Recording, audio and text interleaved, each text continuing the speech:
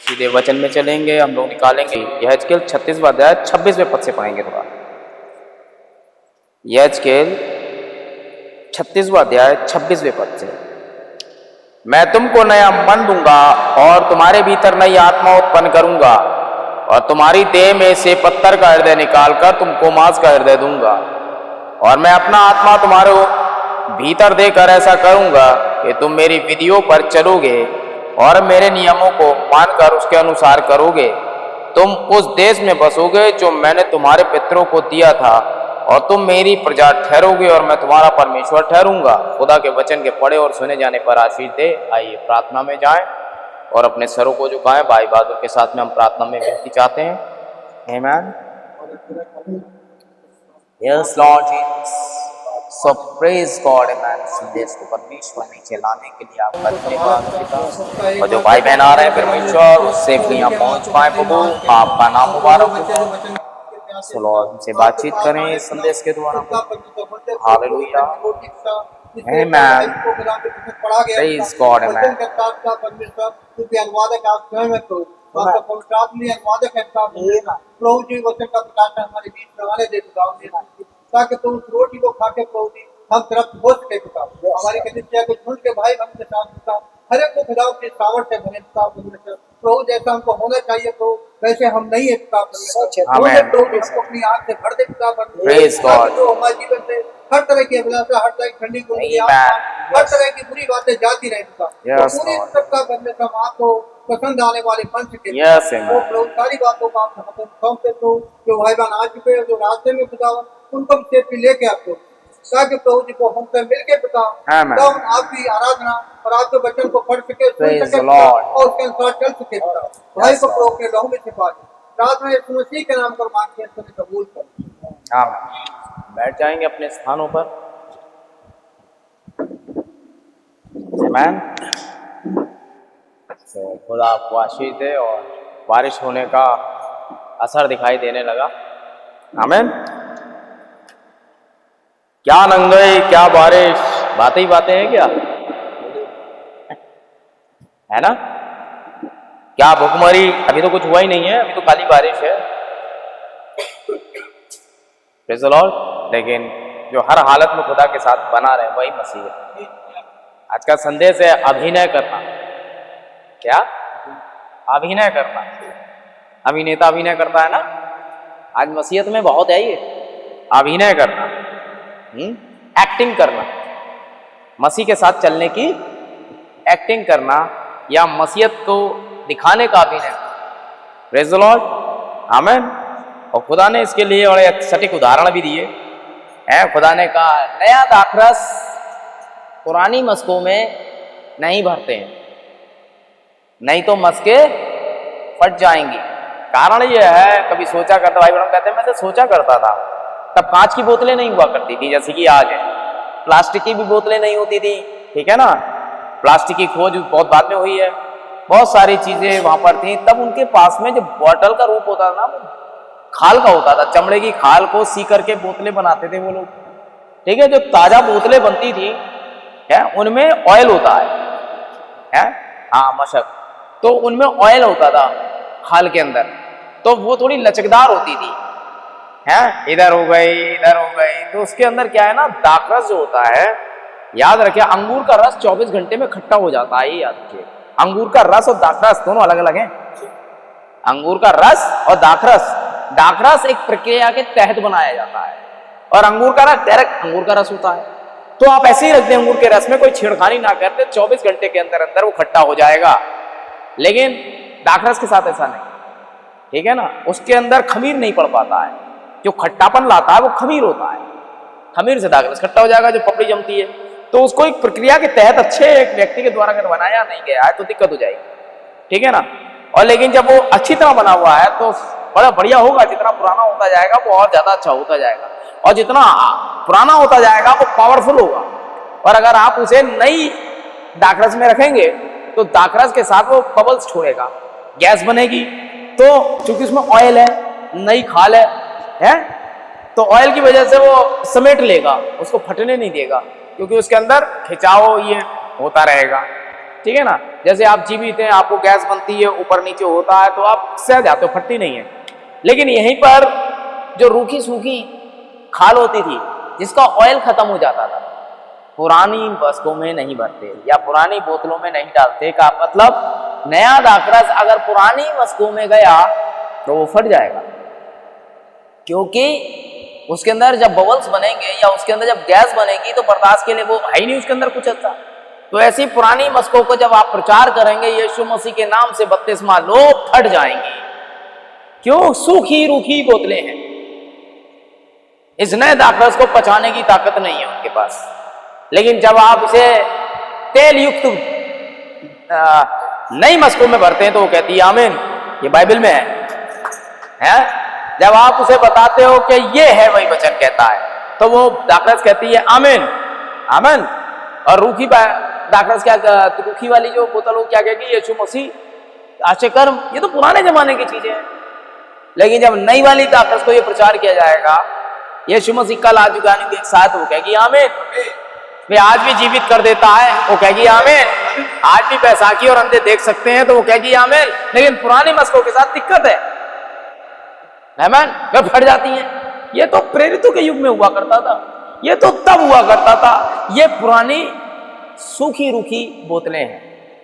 खुदा ने यही किया था, पुरानी रूखी सूखी बोतलें फटती थी जब वो आता था और प्रचार करता था तेरे चेले बिना हाथ धोए रोटी खा लेते हैं, क्योंकि ये तो सड़कों की मोड़ों पर प्रार्थना करने वाले लोग थे, ये तो पुरानी रीतियों को मानने वाले लोग थे। इनके पास में बहुत चीजें पहुंचाई गई थी मानने के लिए, जैसे तांबे के बर्तनों का धोना मांजना वगैरह वगैरह है, ये फट गई। लेकिन खुदा ने 120 बोतलें तैयार रखी और खुदा ने उन्हें साफ करके ऊपर रखा, और वो 120 तेल युक्त बोतलें थी, उनके अंदर तेल ताकि वो फैल सके है। और जब दाखरस नया उंडेला गया तो दाखरस को उंडेले उंडेले बोतलें जमीन पर आ गई और मंडराने लगी। दाखरस मर रहा था और वो मंडरा रही थी, आमीन, और वो प्रचार कर रही थी, आमीन। और वह दाखरस लेते हुए आगे बढ़ती हैं, सुंदर नाम फाटक पर जाती हैं और वो दिखा रही होती हैं जो वो कल कर सकता था वो अभी करने वाला है, आमीन। ये नई दाखरस थी, नया दाखरस पुरानी मस्कों में। और वो लोग देखे, बोले ये कौन है भाई? तो उन्होंने देखा तो उन्होंने कहा ये मसीह के साथ थे, ये मसीह के साथ रहे हैं। यही बड़ी बात है, अगर आप मसीह के साथ रहे हैं तो आप अभिनय नहीं करेंगे। यदि आप मसीह के साथ रहने का मतलब वचन के साथ रहें, क्योंकि आज आप मसीह के साथ रहने का मतलब है वचन के साथ रहना, ठीक है ना। तो ये पुरानी मस्कें क्या करती थी, उस समय भी चैन से नहीं बैठी, उन्होंने कोड़े लगवाए, पतरस को पकड़ा है, खुदा उस मशक को बाहर निकाल लाया, खुदा ने उठा डाला, पूरा का पूरा जेल खाना हिला दिया है। एक मशक भागी चली जा रही थी, खुदा ने क्या करा, उसे देखा, बोले है तो नहीं मशक दमिश्क के रोड पे मिल गई पड़ी हुई है ना। खुदा ने फिर धोया, तेल से भरा, और उसके बाद वो भरी और वापस आई, बोले हाँ भाई मेरी मुलाकात हुई है, मैंने दमिश्क के मार्ग पे एक आवाज को सुना, बाकायदा मुझसे बोली तू जिसे सता रहा वो तो मैं हूं, और उस आवाज ने ये बोला। तो तब से अब तक खुदा बोतलों को भरता रहा, और ये बोतलें अपना दाखरस बाकी अपने युग की बोतलों में भरती रही, आमीन। और जो नई तेल युक्त बोतलें थी वो सदा भरती रहेंगी, है, क्योंकि यीशु मसीह कल और आज, और ये तो दाखरस बदलेगा नहीं, ये यही रहेगा। लेकिन जब आप पुराने लोगों में प्रचार करने जाएंगे, है, मैं तो मेरी माँ है वो फट पड़ेंगी, कैथलिक मेरा बाप है वो फट पड़ेंगी, फलाना मेरा ढिमाका है वो फट पड़ेंगी, है ना, पेंटिकॉस्टल हमारे चाचा हैं वो फट पड़ेंगे, रिश्तेदारी ढूंढ रहे हैं, आमीन। आइए तो भाई चलें संदेश में देखें नबी क्या कहता है अभिनय करना। अब याद रखिएगा कि इन बातों को लाने के लिए, इन ऊंचाइयों पर पढ़ने के लिए हमें एक उकाव की जरूरत होती है ना। उकाव एक ऐसा पक्षी है जो खुदा ने बड़ा विचित्र बनाया है भाई, ठीक है ना। क्या विचित्र बातें हैं उसके अंदर, है ना। कौवा ये वो सब श्रेणियों से आते हुए हम उकाव तक आते हैं, है ना। उकाव एक बड़ी ऊट पटांग क्या कहा जाए बनावट से बना हुआ है, और इसमें उकाव का कोई दोष नहीं है कि वो उकाव है, वो इसलिए उकाव है क्योंकि वो उकाव है, खुदा ने बनाया था उसे, ठीक है। अपने आप से उकाव ये सब नहीं करता है। उकाव मैं तो चूंकि मैं उकाव हूं मैं तो देखूंगा ही देखूंगा, नहीं, वो चाहे वो आगे बंद कर ले तो भी देखेगा, वो उकाव है, वह आराम से ही एक उकाव है। आमीन। इसी तरह परमेश्वर ने अपने नबियों की उपमा उकाव से दी है। आमीन। परंतु एक भविष्यवक्ता या स्वप्नदर्शी या भविष्यदर्शी भविष्य को देखने वाला होता है। आमीन।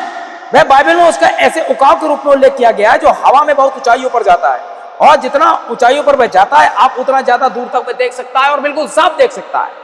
अतः उकाव किसी भी दूसरे पक्षी से कहीं ज्यादा ऊंचाइयों पर उड़कर उड़ान भर सकता है। कोई भी परिंदा उकाव के साथ नहीं जा सकता है। कोई भी परिंदा उकाव के साथ उड़ान नहीं भर सकता है सिवाय उकाव के। आमीन। Praise the Lord. कोई भी कौवा, कोई भी पक्षी उसके साथ उड़ान नहीं भरेगा, क्योंकि वो इसके लिए कैपेबल नहीं है। उसकी एक सीमा रेखा है, उसके पास उड़ान भरने की एक शक्ति है और उससे अधिक उड़ान नहीं भर सकता है। और अगर उसने उस अपनी सीमा को लांघने की कोशिश करी तो उसके पंख फट जाएंगे, याद रखिएगा, क्योंकि वह एक सीमा तक ही उड़ान भर सकता है। लेकिन उकाव उन सीमाओं से आगे उड़ सकता है, क्योंकि वो इसके लिए तैयार किया गया और बनावट उसकी ऐसी है। आमीन। आप देखें, अतः उकाव देखिए आप, और जैसी आंखें उकाव की होती हैं वैसी आंखें किसी और की नहीं होती हैं। बाज उतनी ऊंचाइयों पर से देखने का जोखिम कभी नहीं उठाएगा। बाज इतनी ऊंचाइयों से देखने का जोखिम कभी नहीं उठाएगा, और बाज उस ऊंचाइयों तक उड़ भी नहीं सकता है जिस ऊंचाइयों पर उकाव उड़ गया है। आमीन। जितनी ऊंचाइयों पर उकाव उड़ान भरता चला जाता है, बाज तो इतनी ऊंचाइयों पर जाके ही मर जाएगा, उसे सांस लेना तो बंद हो जाएगा। आमीन। उसके पास नहीं होता है, उसकी शारीरिक बनावट वैसी नहीं है जैसी शारीरिक बनावट उकाव की होती है। आमीन। देखिए, बाज एक पक्षी है, वैसे ही दूसरी चिड़ियाएं भी पक्षी हैं, परंतु उकाव को ऐसा बनाया गया है क्योंकि वह अत्यधिक ऊंचाई पर उड़ने वाला पक्षी है।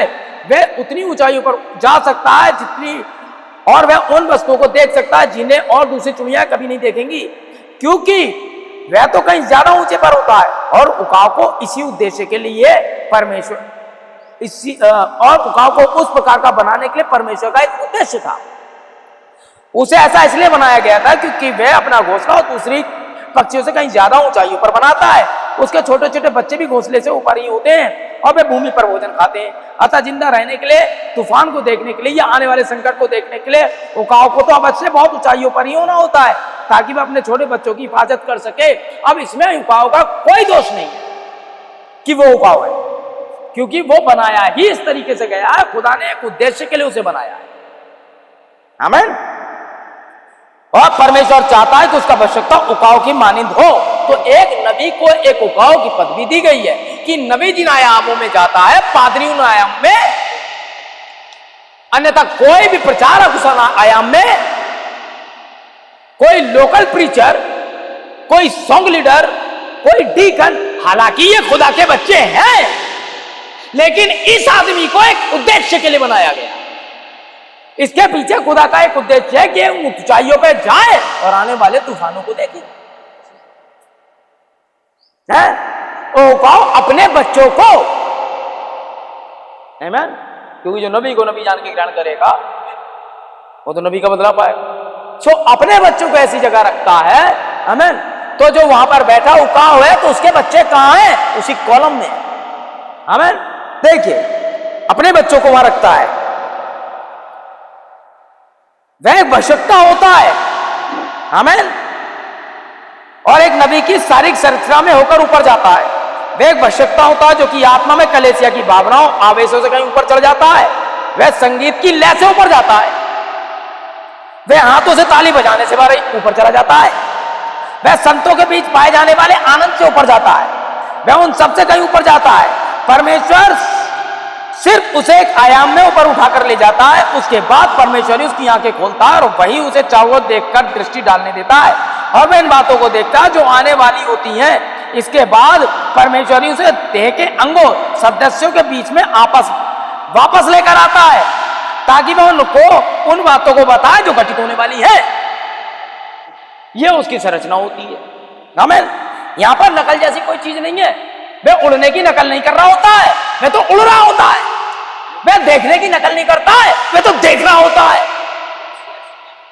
वह कुछ भी ऐसा नहीं है जो कर सके दूसरी चिड़ियों को दिखाने के लिए, क्योंकि वह वाकई एक उकाव है और इसके साथ कोई अनायास नहीं हुआ है। उसकी तो शारीरिक रचना ही ऐसी है, ये बिलीवर के लिए। आप जैसे भी हैं अपने आप ही ऐसे नहीं है, आप एक उद्देश्य है खुदा का।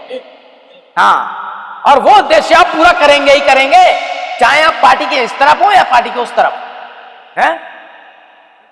एक तो वो है जो वास्तविक उद्देश्य है और एक वो है जो नकल करेगा। जैसे 5 कुंवारी मूर्ख वो नकल कर रही थी, विश्वासी होने की नकल कर रही थी। पवित्रता के हिसाब से आप उन पर उंगली नहीं उठा सकते, है ना? संतों की सहभागिता पर उंगली नहीं उठाई जा सकती है, फरीसियों के सिद्धांतों पर उंगली नहीं उठाई जा सकती है। वे वैसे ही पवित्र थे जैसे कि पवित्र किसी को होना चाहिए, लेकिन पवित्रता इस बात को घोषित नहीं करती है कि आप वही व्यक्ति हैं, है ना? वनस्पति कि वो औरत जितनी गंदी हो सकती थी जिसने उसे भविष्यता कहा। मसीह को पहचानना उसके कार्यों सहित, यही एक सच्चे मसीह की पहचान है और इसका अभिनय नहीं किया जा सकता। वहां फरीसियों ने अपनी सभाओं में उसे बुलाया है और मनी मन उसके विषय में गंदे विचार किए।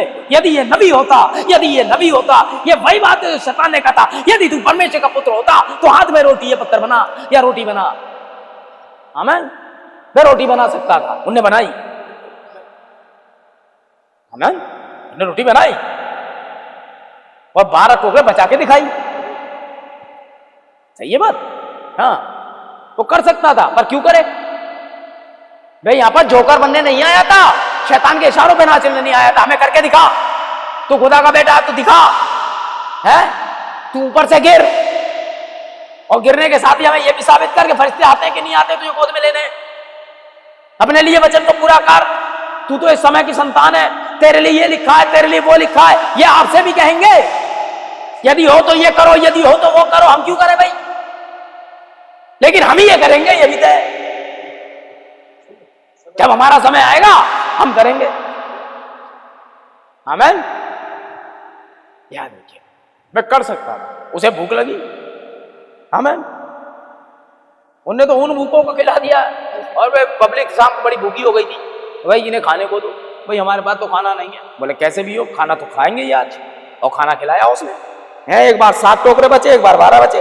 आमीन। देखें, आमीन। क्यों ऐसा होता है भाई?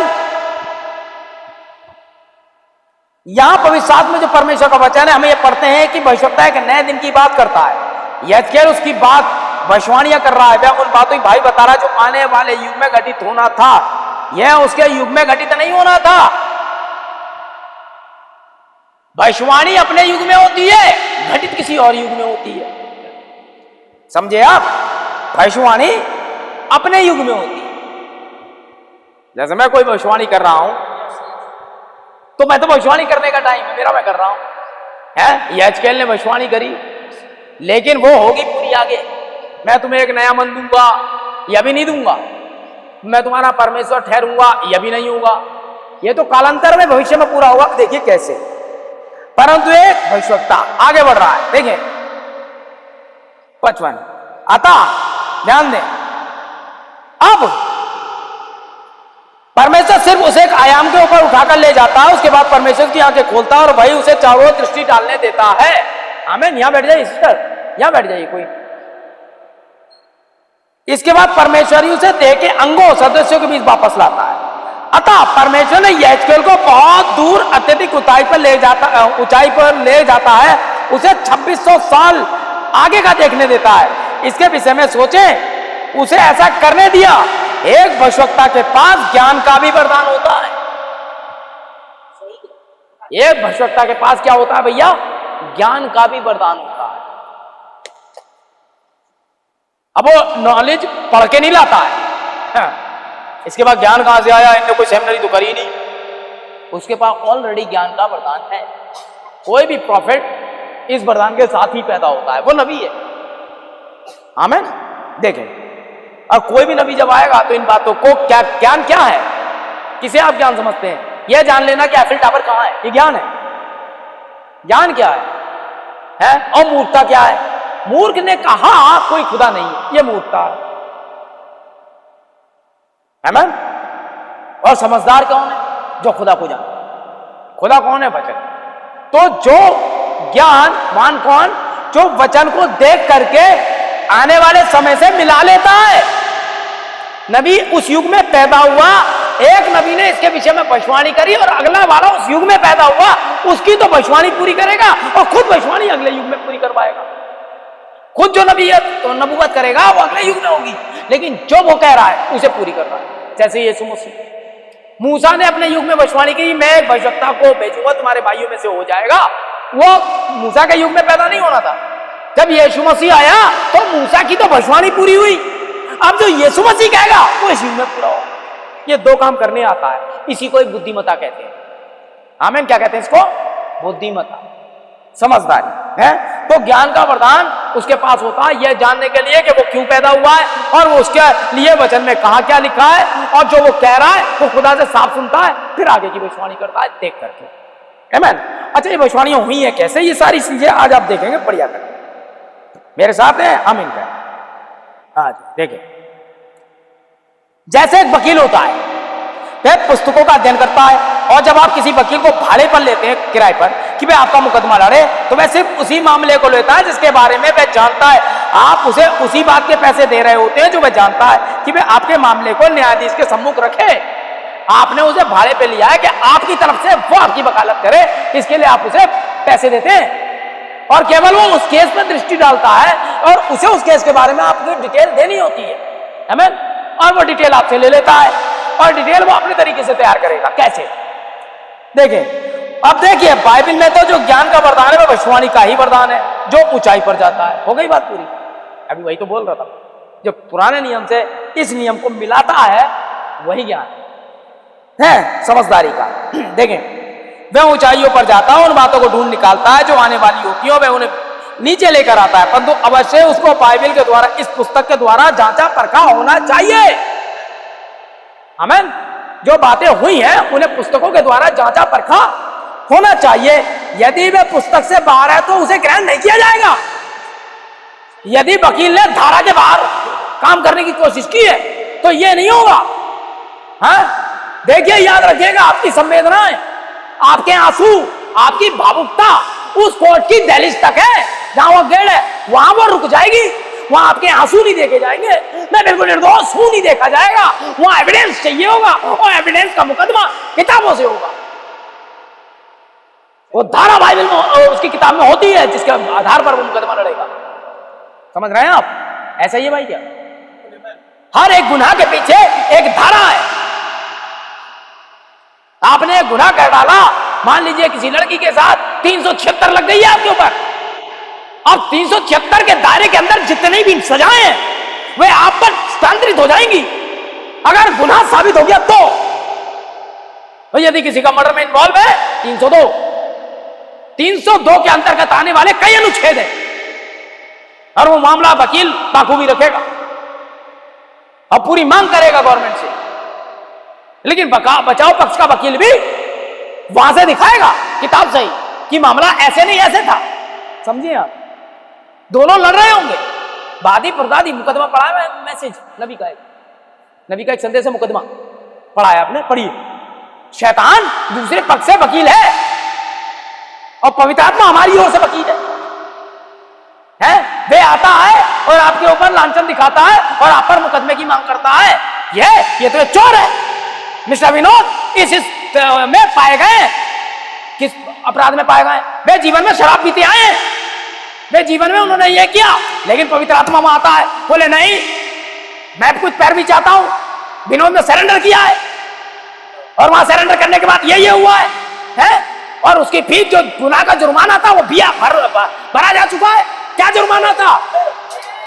मौत था उनका जुर्माना, मौत का जुर्माना, हाँ उसका जुर्माना हमने भरा है। 50,000 आपने फीस मांगी, वो हमने दी है। उसकी संति जो गुनाह के अंतर्गत आता हुआ पनिशमेंट था, जो कानून की मांग थी, वो हमने पूरी कर दी है। बोले कानून की मांग पूरी हो गई है? बोले हाँ। शैतान चुप रहो। शैतान यूं मुंह बंद करके खड़ा हो जाता है, बताओ क्या ऐसा हुआ है? बिल्कुल हाँ।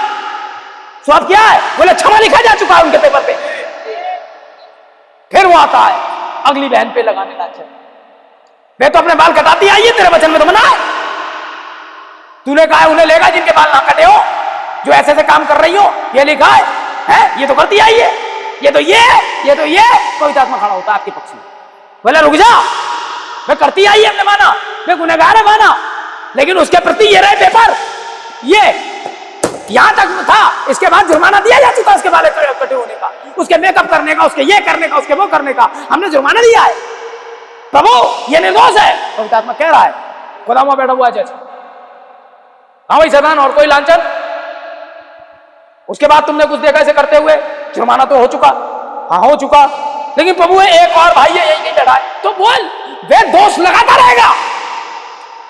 और खुदा के पास कानून की किताब है, वो आपको बचाता रहे। इसी को कहते हैं छुटकारा। समझते जा रहे हैं ना आप?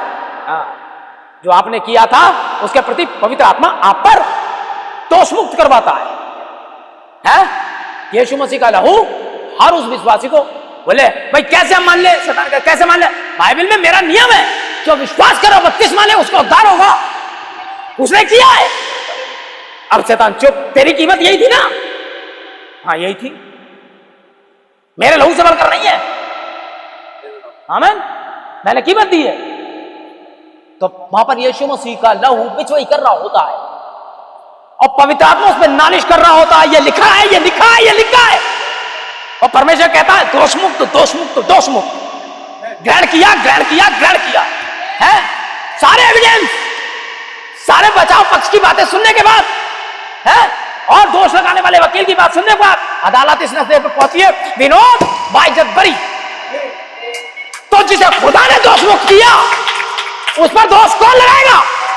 खुदा के चुने हुए पर दोष कौन लगाएगा? लगा लगा लगा। आमीन, समझ में आ रही है आपके? तो कितना अधिक आनंद होने का समय ये कि हमारा वकील आमीन हमेशा ना सोता ना जागता है। कितने आनंद का समय ये, मैंने कितने घिनौने पाप किए, मेरा कर्जा बहुत था, लेकिन मेरे पास एक छुड़ाने वाला निकट कुटुंबी है, मेरा कर्जा चुकाने के लिए एक जाग रहा है। तो अब मैं क्यों कर पाप में जीवन बिताऊं? आमीन, जब मेरे पास एक अच्छा खासा बिचवाई है मेरे जीवन की रक्षा करने के लिए, आमीन, चले आजा, हमारे लिए क्या दिक्कत है? तो खुदा के चुने पर दोष कौन लगाएगा भाई? सोचिए। अब देखिए वकील क्या कर रहा है, आ जाइए नीचे। यदि वह पुस्तक से बाहर है तो उसे ग्रहण नहीं किया जाता है, क्योंकि न्यायाधीश तो पुस्तक के द्वारा ही न्याय करता है। आप इसे समझे, इसे तो अवश्य ही वचन में होना चाहिए, आपके मुकदमे को वचन में होना चाहिए, मामला तो यहां से होगा। आमीन। इसके बाद बात तो यह है कि परमेश्वर जगत की नींव रखे जाने से पहले ही वचन बोल चुका है, बोल चुका होता है। ऐसा नहीं होता कि भाई समय पर वचन बोलता है और कोई बात आवश्यकता से कहता है। अब आप समझिए, जगत की उत्पत्ति से पहले सारे डायमेंशन खुदा बना चुका था, समझ रहे ना? सारे डायमेंशन। नूह अपने डायमेंशन में आएगा, नूह का संदेश अपने डायमेंशन में आएगा, नूह के लोग अपने डायमेंशन में आएंगे। ना विश्वास करने वाले भी उस युग में होंगे, विश्वास करने वाले भी उस युग में होंगे, लेकिन वचन उस समय नहीं बोला। परमेश्वर जगत की उत्पत्ति से बोले पहले नूह के लिए संदेश बोल चुका। नूह तो उस युग में आएगा जिसमें ये वचन बोला गया, बोला उस समय नहीं बोलता। पर मैं गोबर की लकड़ी का जहाज बना ले, परमेश्वर ने जगत की उत्पत्ति से पहले ही इन बातों को बोल दिया। वो तो ग्रहण करता है उस वचन को जिस युग में वो आता है। यहोवा यूं कहता है, वो वहां होता है उस युग में। मेरे ख्याल से आप समझ रहे हो? तो आप बचेंगे, आपके लिए वचन आज नहीं बोलेगा। मैं तेरी दरिद्रता को जानता हूं, तेरे परिश्रम को जानता हूं, बड़ा गरीब है, मैं तेरे दुखों को जानता हूं। अरे ये बोल चुका हूं। वो तो आप उस डायमेंशन पैदा हुए हो जिस डायमेंशन में वो आएगा वचन। वचन तो वही है जो कहा गया है, वही तो मूल बीज है। वो तो अपने युग में आए, क्योंकि आप इस युग में आए, इसलिए आप अपने युग का मैसेज पहचान। ठीक है, समझ रहे ना आप? कोई ऐसा संदेश नहीं जो परमेश्वर ने डायमेंशन से बाहर बोला हो। देखिए बहुत ही इंपॉर्टेंट है ये, ध्यान। इसके बाद बात तो ये है, प्रॉफिट देखिए बड़ी ऊंचाई पर गया और आपके लिए बात ला रहा है, इसे कहते हैं ज्ञान का प्रदान, कि परमेश्वर जो जगत की नींव रखे जाने से पहले ही वचन बोल चुका होता है। ऐसा नहीं होता है कि उस समय पर परमेश्वर बोलता है और कोई बात आवश्यकता से कहता है। होता तो यह है कि आवश्यकता तो उसे पकड़ता है जो परमेश्वर पहले ही बोल चुका है। मेरे ख्याल से समझ रहे हैं तो बोलिए। आवश्यकता कब पकड़ता है इसे? जब जिस युग में आवश्यकता आया है।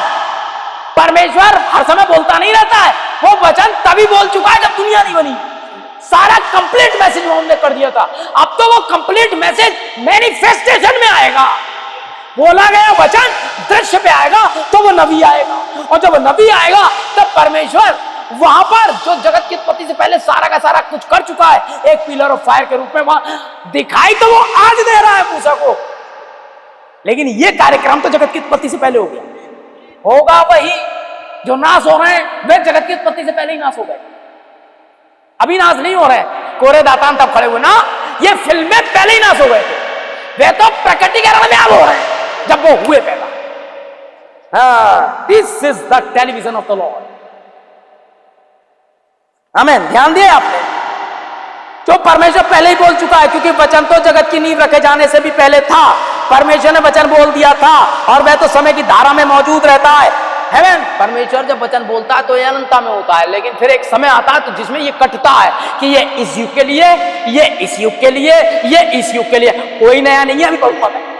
हेवन, वह तो समय की धारा में मौजूद रहता है और भविष्यता ऊपर ऊंचाइयों पर जाता है, उसे आने वाले समय को देखता है। अतः वह तो सिर्फ ज्ञान का ही एक वरदान होता है जिसे वह नीचे लेकर आता है, उसे कागज पर कलमबंद करने लगता है, और जो वचन जगत की उत्पत्ति से पहले था वो राइटिंग में आ जाता है। आप समझे? और इन बातों को पकड़ने के लिए रियल फाइवफोल्ड मिनिस्ट्री चाहिए होती है, और डायरेक्ट संबंध बनाए कि ये मामला था। याद रखिए। अब देखिए, यहेजकेल नबी ऊपर ऊंचाइयों पर जाता है, उस दिन को देखता है जिसमें हम रह रहे हैं। लो जी, उस दिन को वो देख रहा है और बाइबल में लिख देगा, क्योंकि ये घटना हो चुकी है जगत की उत्पत्ति से पहले। अब चूंकि नबी है तो वो ऊंचाइयों पे खड़ा हो गया और खुदा के सारे वचन को देख रहा है। तो परमेश्वर ने इस नबी को यहां पर इसलिए रखा है कि वो केवल वो बातें देखेगा जो किसी और युग के लिए होंगी, क्योंकि इसके बाद एक और नबी आएगा, वो आने वाले युग के बारे में बात कर लेगा। तो हर नबी का एक काम है, हर उकाव का देखने का अलग अलग डायमेंशन है, समझ रहे ना आप? और यहेजकेल हमारे समय को देख रहा, उतनी बात बोलेगा जितना वही पूरा भी होगा। अभी बाकी के नबी भी हमारे बारे में देखेंगे, तो जो हमारे बारे में देखेंगे खुदा को पता है कि ये वाला हिस्सा ये वाला नबी बोलेगा, और जबकि ये वचन बोला जा चुका है। मैं अपनी आत्मा नई आत्मा दूंगा, जो भी बोला खुदा ने, अभी नहीं बोला था जब यहेजकेल वहां था। यहेजकेल तो उन ऊंचाइयों पर, उन डेट में आ रहा है जब ये वचन हो रहा है। वो उस फिल्म को देख रहा है जो उस दिन बन रही है। समझ गए ना आप? तो आमीन कहें। पता नहीं मैं आपको समझा पा रहा हूं कि नहीं। और याकूब की सीढ़ी पर किए जाने वाला ये क्या शानदार दौरा है। याकूब की सीढ़ी पर किया जाने वाला ये क्या शानदार दौरा है। मैं ये आज के युग के लिए है। बताइए, क्या याकूब की सीढ़ी क्या हमारे युग से कोई लेना देना है? हाँ जी है, क्योंकि पुराना नियम नए नियम की छाया था हमें, कि वे आगे आने वाली बातों को पहले से ही देख ले। इन अंतिम वर्षों में, अंतिम 2000 वर्षों में क्या होगा, वह उसे नीचे लेकर आता है। यहेजकेल जो मसीह के आगमन से लगभग 608 वर्ष पहले, 600 या 800 वर्ष पहले हुआ था। लोगों के पास एक पत्थर का हृदय था, लोगों के पास एक पत्थर का हृदय था। वह ऐसा था कि पवित्र आत्मा उसके अंदर प्रवेश ही नहीं कर सकता था। उसके पास उनके अंदर प्रवेश करने का कोई तरीका नहीं था, क्योंकि वह हृदय तो पाप से भरा हुआ था, और वह उस पर पत्थर के हृदय और सृष्टिकर्ता के बीच केवल यीशु मसीह का लहू ही प्रायश्चित बलिदान था। उस पत्थर के हृदय और परमेश्वर के बीच यीशु मसीह का लहू ही प्रायश्चित बलिदान, क्योंकि ऐसे खुदा डायरेक्टली आपके हृदय में नहीं आए, वे पत्थर का हृदय, और खुदा पत्थरों में नहीं जाता, वरना जाता तो ढेरों पत्थरों की है मंदिरों में, कहीं भी घुस जाता। वो जाता ही नहीं है पत्थरों में।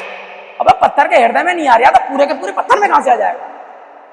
हाँ, वो खुदा है, मजाक नहीं। आमीन। उनके पास उसके अंदर प्रवेश करने का कोई तरीका नहीं। आमीन। ध्यान दें, हकीकत में तो पशु का लहू एक विकल्प के तौर पर ही था, परंतु वह तो केवल उस आने वाले सच्चे लहू की परछाई या प्रतिछाया था। जो जीवन उस लहू की कोशिका में था वह पशु वाला जीवन था, जो मनुष्य की आत्मा के साथ मेल नहीं खा सकता, क्योंकि पशु जीवन के अंदर कोई प्राण नहीं होता है। मैंने बताया था इसे आपको, पशु के अंदर कोई प्राण नहीं होता है। आमीन। अब यहां 3 कैटेगरी है। एक तो वो बिल्कुल भी प्राण नहीं होता है, एक वो जिसके अंदर लगभग प्राण होता है। वो सरपेंट था जो मनुष्य में तो घुस गया था, और जानवर में से निकल रहा था। समझ रहे हैं आप? वह कुछ तो जानवर था, कुछ तो मनुष्य था। आमीन। इसलिए उसमें लगभग प्राण था। खुदा को लगभग प्राण नहीं चाहिए, खुदा को प्राण चाहिए। और उसके बाद आता है उसके अंदर प्राण था। अब जिनके अंदर प्राण है तो बाइबल बताती है कि हर प्राण खुदा का नहीं है। जो प्राण गुनाह करेगा वो खुदा का नहीं है, वो नरक चला जाए। आमीन। और चौथी कंडीशन ये है, प्राण के साथ बीज होना। प्राण के अंदर जगत की उत्पत्ति से पहले बीज था, और जो बीज था केवल यही फलवंत होगा इस मैसेज से। ये मैसेज इसके लिए बरसात है, ये मैसेज इसके लिए खाद है, ये मैसेज इसके लिए सूर्य है, ये मैसेज इसके लिए वातावरण है, ये मैसेज इसके लिए सब कुछ है। और जैसे ही बीज पर ये मैसेज गिरेगा, है बीज में से हमें पहले छिलका होता है, फिर पल्प होता है, फिर लाइफ होती है। वो लाइफ बाहर निकाल देगा। फिर आप दो पत्ते देखेंगे आते हुए, नया नियम और पुराना, धरती फाड़ के, है उनमें से ऊपर उठते हुए भविष्यताओं की शिक्षा देखेंगे, और अंत में आप फल देखेंगे। आमीन। जो गलतियों 5:22 के अंदर है, आमीन, वो निकलते हुए आप उस फल को देखेंगे। क्यों देखेंगे? क्योंकि उसके अंदर जीवन था, और जहां प्राण था वो खाली था। और अगर प्राण खाली था तो दुष्ट आत्मा तो वहां होगी। प्राण तो फरीसियों के पास भी था, आमीन, लेकिन बीज नहीं था। लेकिन क्या बात है, उस 5 पति किए हुए वाले की याद आ गई, लेकिन वहां बीज था। मैं जानती हूं, आमीन, ये बीज। चलिए आगे चलते हैं। अभिनय करना, संदेश एक कितना बढ़िया अभिनय करेंगे। परंतु मानव जीवन के अंदर ही एक प्राण होता है। यही कारण है कि वे आपस में मिल नहीं सकते थे, जैसे तेल और पानी आपस में नहीं मिल सकते। परंतु जब मसीह आया, उसने अपनी जान दी, तो मसीह का लहू जो कैलवरी में पाया गया, उस लहू की कोशिका के भीतर परमेश्वर के जीवन के अलावा और कोई जीवन नहीं था। और वही जीवन वापस उस आराधक के ऊपर आ जाता है, जो उस लहू की मांग करता है कि मेरे गुनाह को माफ करने के लिए पर्सनली मुझे ये चाहिए, तो लहू उस पर छाया करके उसको बचा लेता है, और वो विश्वास के द्वारा ही कार्य करेगा। समझ रहे हैं आप? ध्यान दीजिए। इसके बाद उपासक परमेश्वर के सम्मुख इसी उपयुक्त लहू के लिए हुए, उपयुक्त ठहराए हुए इसी लहू के लिए हुए आता है, और वह तो उसे छुड़ाने वाला का ही लहू है जो उसे छुड़ाता है। आपने खुद अपने आप को पाप के सबब से कर्ज की दुकान पर गिरवी डलवा दिया। आपने क्या करा? पाप करके, क्योंकि आप पाप के द्वारा उत्पन्न हुए, आपके पिता ने पहले ही आपको गिरवी करा दिया। क्योंकि आप आए झूठ बोलते हुए आए, अधर्म में आपका शरीर ढला, तो ये कोशिकाएं आपके अंदर आरंभ से थी। मैंने कहा था ना, ये अनुवांशिक होता है। कभी कभी ऐसा होता है कि आप बपतिस्मा ले लेते हो, बहुत सारी आदतें अभी भी होती हैं, ये आपके अंदर रहेगा ही रहेगा। आमीन। और फिर उसी में आप करते हैं, धीरे धीरे आपकी संगति और दूसरों से हो जाती है जो बिल्कुल भी बाइबल नहीं पढ़ते, तो फिर आप भी बिल्कुल बाइबल नहीं पढ़ते। यदि वो बहुत ज्यादा मोबाइल देखते हैं तो आपकी भी आदत है बहुत ज्यादा मोबाइल देखें। आमीन। आपके अंदर एक प्रतिस्पर्धा आ जाती है। अगर आप क्रिकेट खेल रहे हैं तो उसने अगर 3 बॉलों पे 3 छक्के मारे हैं, तो आप चाहेंगे कि 6 बॉलों पे 6 छक्के मारे। ये प्रतिस्पर्धा आपके अंदर वायवर्त अनुवांशिक है, आपके लक्कड़ दादा में थी। बस उसकी क्रिकेट में नहीं थी तो कहीं और होगी, उसकी शतरंज में होगी, नहीं तो लूडो में होगी। ये प्रतिस्पर्धा की लाइफ है। ये आगे बढ़ना चाहती है, ये बाकियों को परास्त करना चाहती है। इसके अंदर हमेशा ये रहा कि ऊपर चढ़े। ये कैसे? क्योंकि कभी आप ऊपर से नीचे गिरे थे, इसलिए आप ऊपर चढ़ते हैं, नंबर 1 रहना चाहते हैं। यह इस प्रति आपके पास है। नर्सें चाहती है कि वो सबसे अच्छी नर्स हो, टीचर चाहती है कि वो सबसे अच्छी टीचर साबित हो, गोल्ड मेडल लेके आए। एक धावक चाहता है वो देश के लिए ओलंपिक में आगे बढ़े, है? किसी भी खेल का खिलाड़ी ये चाहता है वो नंबर 1 रहे। आप प्रतिस्पर्धा में भागने की चेष्टा कर रहे होते हैं। यही प्रतिस्पर्धा आपने अपनी मां के पेट में दिखाई थी, बताया आप वहां दौड़ लगा गए थे। 10 लाख में से आप एक हैं। आपको ये आम नहीं है, आप अपने आप को सोच रहे होगे। आमीन। उस प्रतिस्पर्धा में जब आपके पिता और आपकी माता का मिलन हुआ था, 10 लाख, आमीन, आपके भाई बहन आपके साथ दौड़ रहे थे और आप आगे निकल गए। आपने वो उपजाऊ अंडे को चुना, आमीन, जबकि ना आपके हाथ थे, ना आपके पैर थे, ना आपकी समझ थी। ये कौन सी बुद्धिमत्ता थी जो आपको दौड़ा रही थी और आपको विजयी बना रही थी? और आखिरकार आप इस दुनिया में आ गए। तो आप बहुत सारे लोगों से जीत कर आए हैं। इस बात का हमेशा याद रखिएगा। अगर आप तब जब आपके पास कुछ नहीं था जीत सकते हैं, तो आज आपके पास जिताने के लिए ये आप कैसे हार सकते हैं? तो उसने अपने हाथों को ठुकवाया कि आप ना हारे। जब आपके पास आज सब कुछ है तो भी आप हार जाएंगे, तो आपसे अभागा इंसान इस पृथ्वी पर कभी पैदा हुआ ही नहीं। आमीन। तब तो अभी नहीं चल रहा है। आप हार गए अपनी कमियों से, आप हार गए अपनी बुराइयों से, आप हार गए अपनी चुगलबाजी से, आप हार गए अपनी गालियों से, आप हार गए अच्छे नैतिक जीवन से। तो फिर आपका क्या किया जाएगा? बताइए, क्या प्रचार किया जाएगा आपको सुधारेगा? हैं? आपको निरंतर बढ़ना, आप मानव है। आप इसको छोड़ेंगे, अंडे को आप उसको छोड़ेंगे, लहराते हुए आप जाएंगे, आप जीवन के क्षेत्र तक जाएंगे। आमीन। कलीसिया याद रख, आमीन, लाखों लाखों शुक्राणुओं में से तू एक है जो आगे बढ़ेगी और पवित्र आत्मा में प्रवेश कर जाएगी। आमीन। समझ रही ना? हाँ, इस बात की भी तो चिंता करने की जरूरत नहीं। मैं बहुत सारे पाप की मैंने देखा, अरे वकील है, मुकदमा दो ना उसके हाथ में, एक वकील करो भाई, भाड़ा दो उसको। भाड़े में क्या चाहिए उसको? हैं? भाड़े में चाहिए कुछ आज्ञाएं। देखो भाई, सब पहले तो केस सब साफ साफ बताओ मुझे, ये है मेरी ये फीस है। पवित्र आत्मा की क्या फीस है? अपने आप को जीवित और पवित्र है भावता हुआ उस वकील को दे दो, उस वेदी पे रख दो जहां मांगे। आमीन।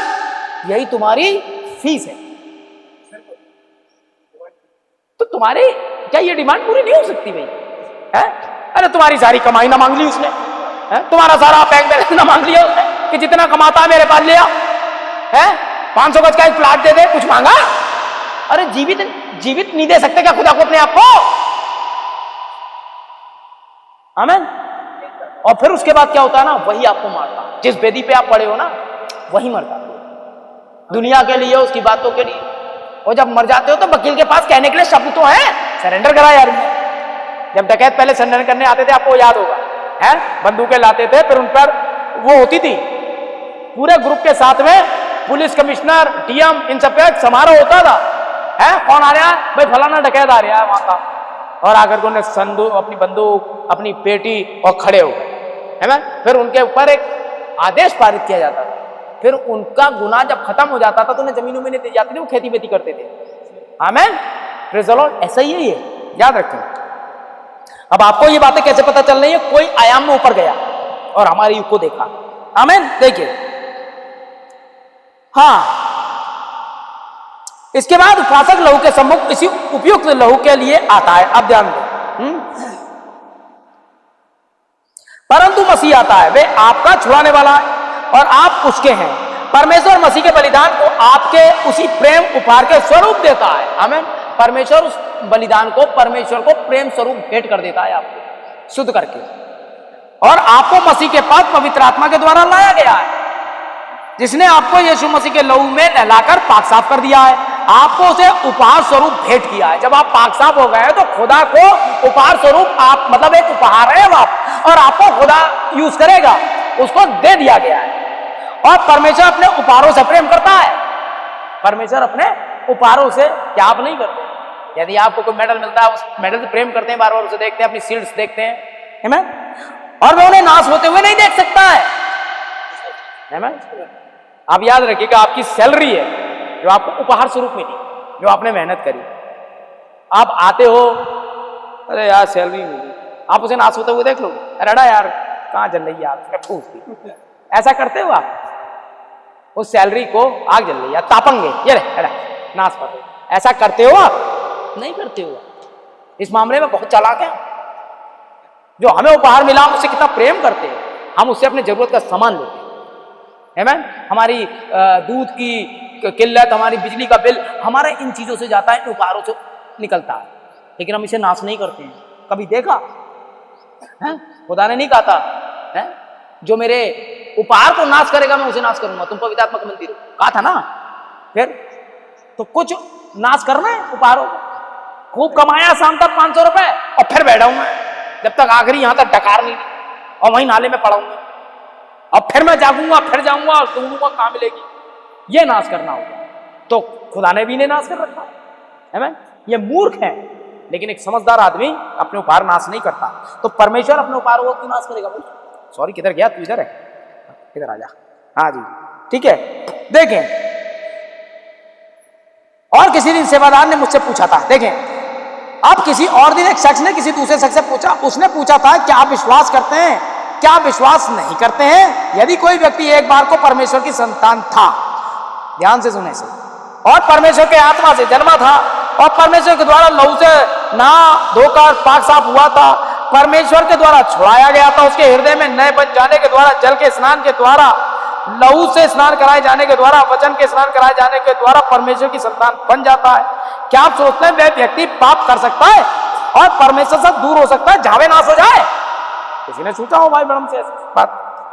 वह सेवादार जो उससे बातें कर रहा था वह बाइबल का बहुत अच्छा अध्ययन करता था। उसने कहा मैं तुम्हारे प्रश्न का उत्तर तभी दूंगा जब तुम मेरे प्रश्न का उत्तर दो। लो जी, उस अध्ययनकर्ता ने कहा ठीक है मैं उत्तर देता हूं, लेकिन पहले तुम मुझे उत्तर दो। क्या तुम सोचते हो कोई मनुष्य इतना अच्छा हो सकता है कि वह चोरी ना करे? उत्तर इसी में ही है। या झूठ ना बोले या कोई भी बुरा काम ना करे, परंतु वह इस कदर भला हो कि उसे परमेश्वर के, फिर से पढ़ता हूं, परंतु वह इस कदर भला हो कि उसे परमेश्वर स्वर्ग के अंदर मसीह के लहू के बगैर ही ग्रहण कर लेगा। वो इस कदर अच्छा हो, वह पीता भी ना हो, सारे काम, क्या बिना लहू के खुदा उसे ग्रहण कर लेगा? नहीं जी, बिल्कुल भी नहीं। आप अच्छे हो सकते हैं, आप नकल कर सकते हैं मसीहत की, आप कुछ भी करें, आप यीशु मसीह के लहू के बिना अंदर नहीं आ सकते। यह सच है। आप स्वर्ग में प्रभु यीशु मसीह के लहू के बगैर नहीं जा सकते। इससे कोई मतलब नहीं आप कितने अच्छे थे, कितनी बार अन्य भाषा बोली थी, कितनी बार उसका अनुवाद हुआ था, आपके फादर ने कितनी ज्यादा आग आपके ऊपर गिरा दी थी, कितनी देर आप पर तेल उड़ेला गया, इस बात का कोई मतलब नहीं है। यदि आप मसीह के लहू के बाहर हैं, आप नहीं बचे। आमीन। यह तो केवल खुदा इंसान द्वारा बनाई गई धार्मिकता है, यह तो खुद इंसान द्वारा बनाई गई धार्मिकता है। हम खुद अपनी बनाई हुई धार्मिकता के द्वारा स्वर्ग नहीं जाएंगे, चाहे कितने ही अच्छे क्यों ना हो। हमारे लिए अपनी भलाइयां अच्छाइयों को स्वर्ग में ले जाना असंभव है। हो सकता है मेरे तो सबके सब ये आपकी बनाई हुई, मेरा एक भी नहीं छूटेगा, ये आपका कहने का तरीका है। मेरा तो बिल्कुल पट पड़ा रहा है पी के, फिर भी जाएगा, बिल्कुल नहीं जाएगा। अरे यहां अच्छा वाला नहीं जा रहा है यार, तू पिए हुए को ले जाएगा। समझ गए? कोई इतना अच्छा हो लेकिन अगर लहू नहीं है तो नहीं जाएगा। वो कितना अच्छे ना, वो तो बिल्कुल आत्मा से भरी हुई है, ऐसे ठुमकती है, हो सकता है बड़ा अच्छा ठुमकती हो, लेकिन यीशु मसीह के लहू के बाद उसका ठुमकना कतई बेकार है। आमीन। देखिए आप, ये तो केवल एक्टिंग थी, ये तो केवल अभिनय था। यही तो संदेश है आज, अभिनय करना। आमीन। हाँ जी, आप मेरे साथ हैं? देखे भाई, सही से धूल उड़ रही है। हाँ हाँ, आइए। अब हो सकता है कि अब हो सकता है कि आपने भावनाओं में बहकर खूब काम किया हो। अब हो सकता है कि आपने भावनाओं में बहकर खुदा का बड़ा काम किया हो, बड़ा अच्छा गिटार बजाया हो भावना में बहकर, हैं? बड़े अच्छे गाने गाए हो, ना छोड़ेगा गाया हो आपने। भावनाओं में बहकर पूरी रात आपने उपवास में लगा दी हो, भावनाओं में बहकर आपने कुछ अच्छा चर्च में काम करवा दिया हो सकता है आपके हाथों में तेल आ गया हो, इतना बड़ा आत्मिक आप हो गए हो कि टप टप तेल टपकने लगा आपको। हो सकता है ऐसा आ गया हो, आपने अन्य भाषाएं बोली हो, आपने आत्मा में नृत्य किया हो, या आप किसी कलेसिया में शामिल हो गए हो, आप उस दिन की किसी धार्मिकता में शामिल हो गए हो, आप तो भी निश्चित तौर पे नाश हो जाएंगे। बात तो यही है, यदि आप परमेश्वर के द्वारा मसीह के प्रेम उपहार नहीं है तो आप सुरक्षित भी नहीं है। ये तो वैसे ही पैनल से आएगा, जगत की उत्पत्ति से पहले या तो खुदा ने आपके लिए वचन बोला है या खामखा का टाइम है। हाँ, इसलिए बड़ा चेक करा करो भाई, आपका जीवन ये साबित कर देगा आप हो कौन। अब ढूंढ लो, मुस्कुराने की जरूरत नहीं है, मैं जो कह रहा हूं मैं तो वो बोल रहा हूं भाई, तो ये आपका जीवन बताएगा, है ना प्यारी बहन। अच्छा से काम नहीं चलेगा, जीवन बता देगा।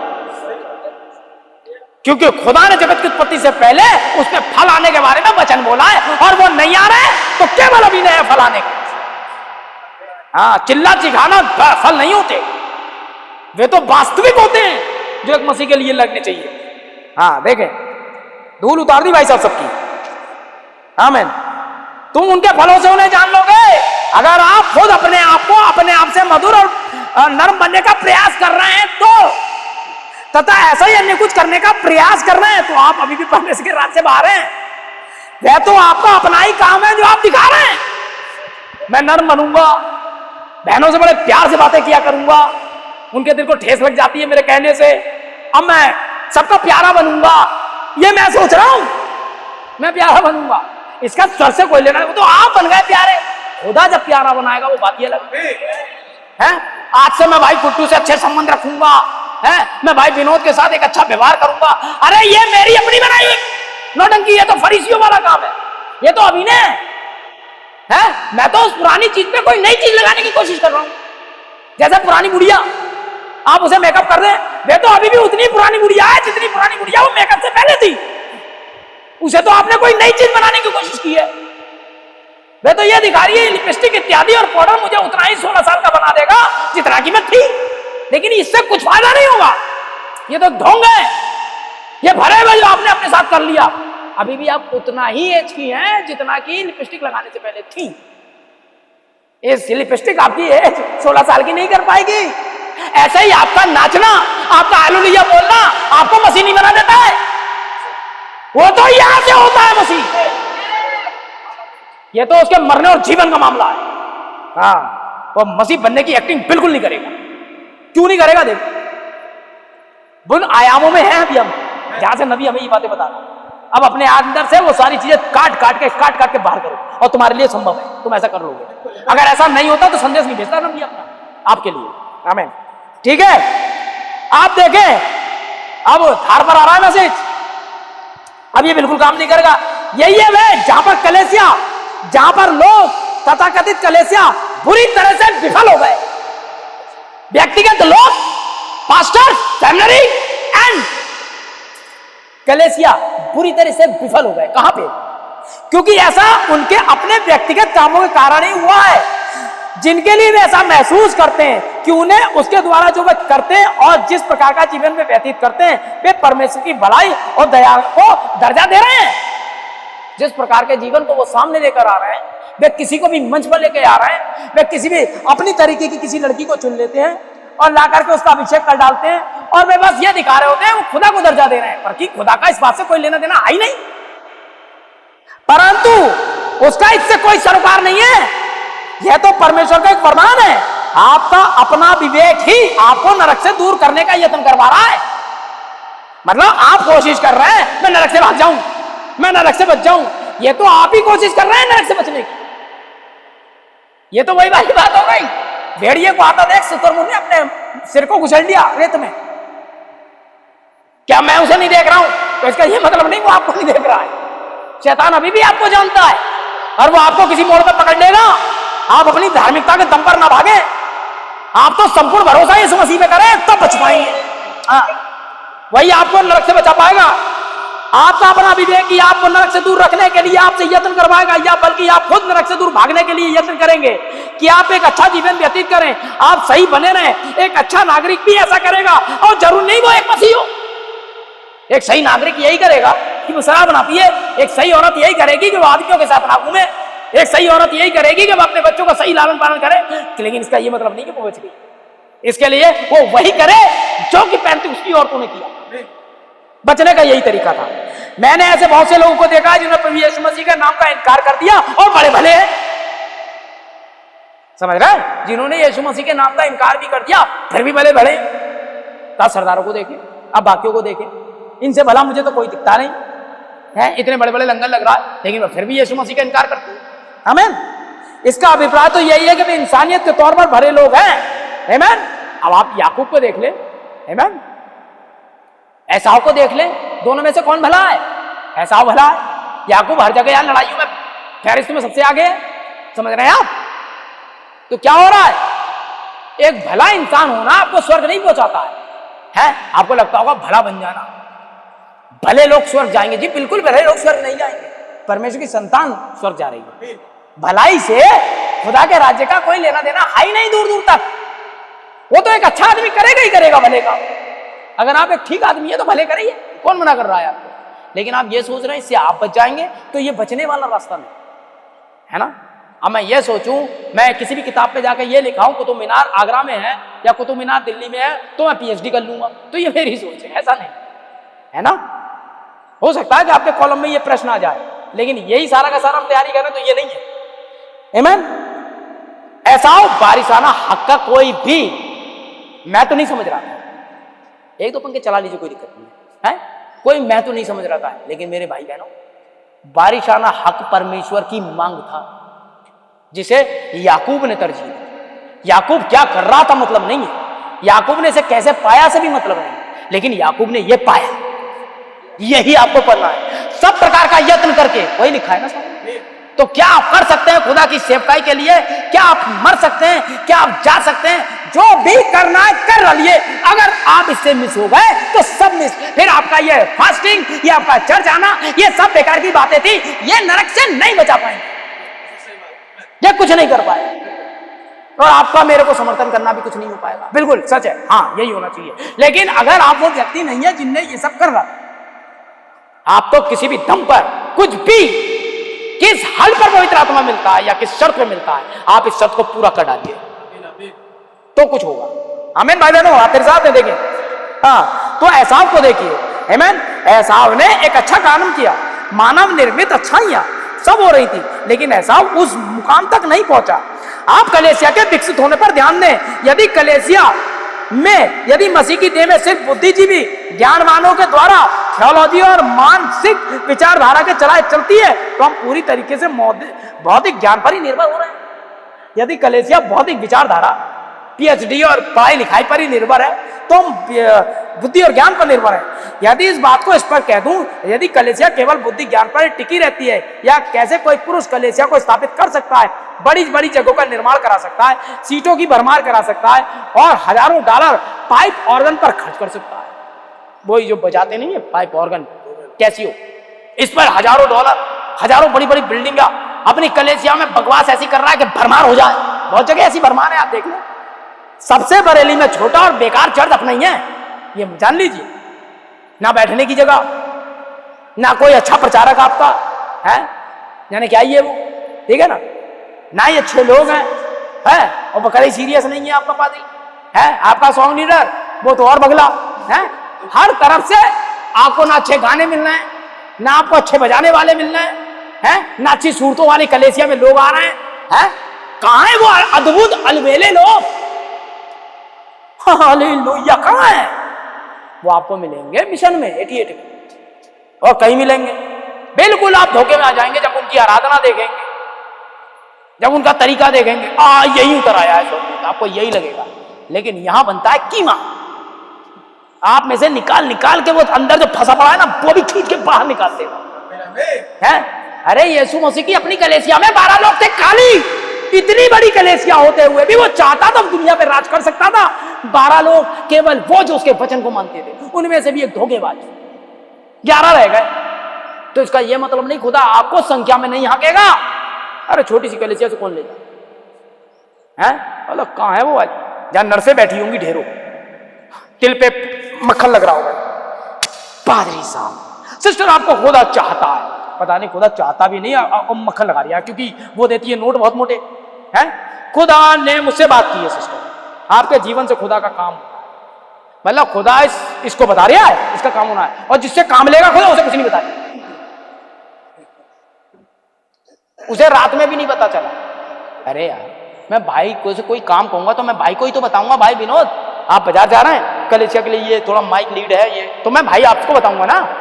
खुदा ने उसको बता दिया। अब मैं अगर इधर आ रहा हूं, जबकि भाई विनोद यही बैठे, भाई विनोद से कह दीजिए कि लीड ले आ जी, क्या बात हुई?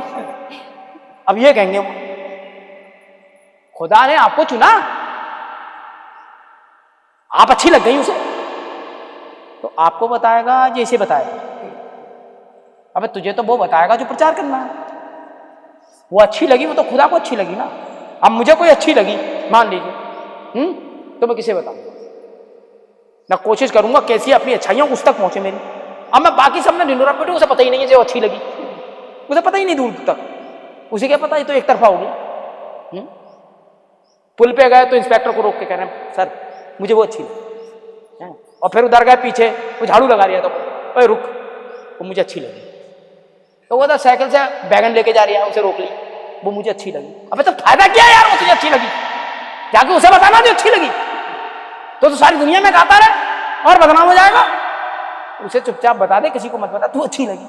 अगर वो ग्रहण घटेगी तो लगी, नहीं तो दूसरे तो खाएगा ही है। अब सोचो आप, खुदा को अच्छी लगी, ये पादरियों को, और कुछ लिमिटेड पादरियों को पता है। एक उधर चले जाए लोकनगर में, वहां फूल गिरते दिखेंगे आपको, रेशमी साड़ी यूं जाती हुई दिखाई दे, जाने कैसे दर्शन है। फिर एकदम से गुलाब के फूल उधर हो जाएंगे इकट्ठे, उधर से यीशु मसीह आ जाए। कब तक चलेगी ये नौटंकी? बोर हो गया हूं सुनते सुनते और प्रचार करते करते, उकताते नहीं है, खुदा उकता चुका है इन सारी बातों से। हर संडे यही बकवास, अबे इसे प्रचार कर दो, तुम्हारे चर्च में 4 रह जाए तो बात है, इसे प्रचार करके दिखाओ, क्योंकि तुम अपने आप को प्रचार करते हो इसलिए लोग तुम्हारी सुनते हैं और उन लफंगों की तारीफ करते हो तुम। भाई खुदा आपके जीवन में बड़ा खुश है, क्योंकि यहां बेचारा ये रिक्शे वाला बैठा है, इससे खुश नहीं हो खुदा, क्योंकि ये देगा ही क्या यार, 50 रुपए कमा के लाया है, 5 रुपए दे देगा चाय का। अरे पादरी चाय तक पीने नहीं जाएगा, इसके क्या खिला देगा यार, ज्यादा ज्यादा समोसे। भाई आना, बरसों हो गए इसके घर नहीं गया, लेकिन वो रेलवे का ड्राइवर उसके रोज पहुंच जाता है शाम को।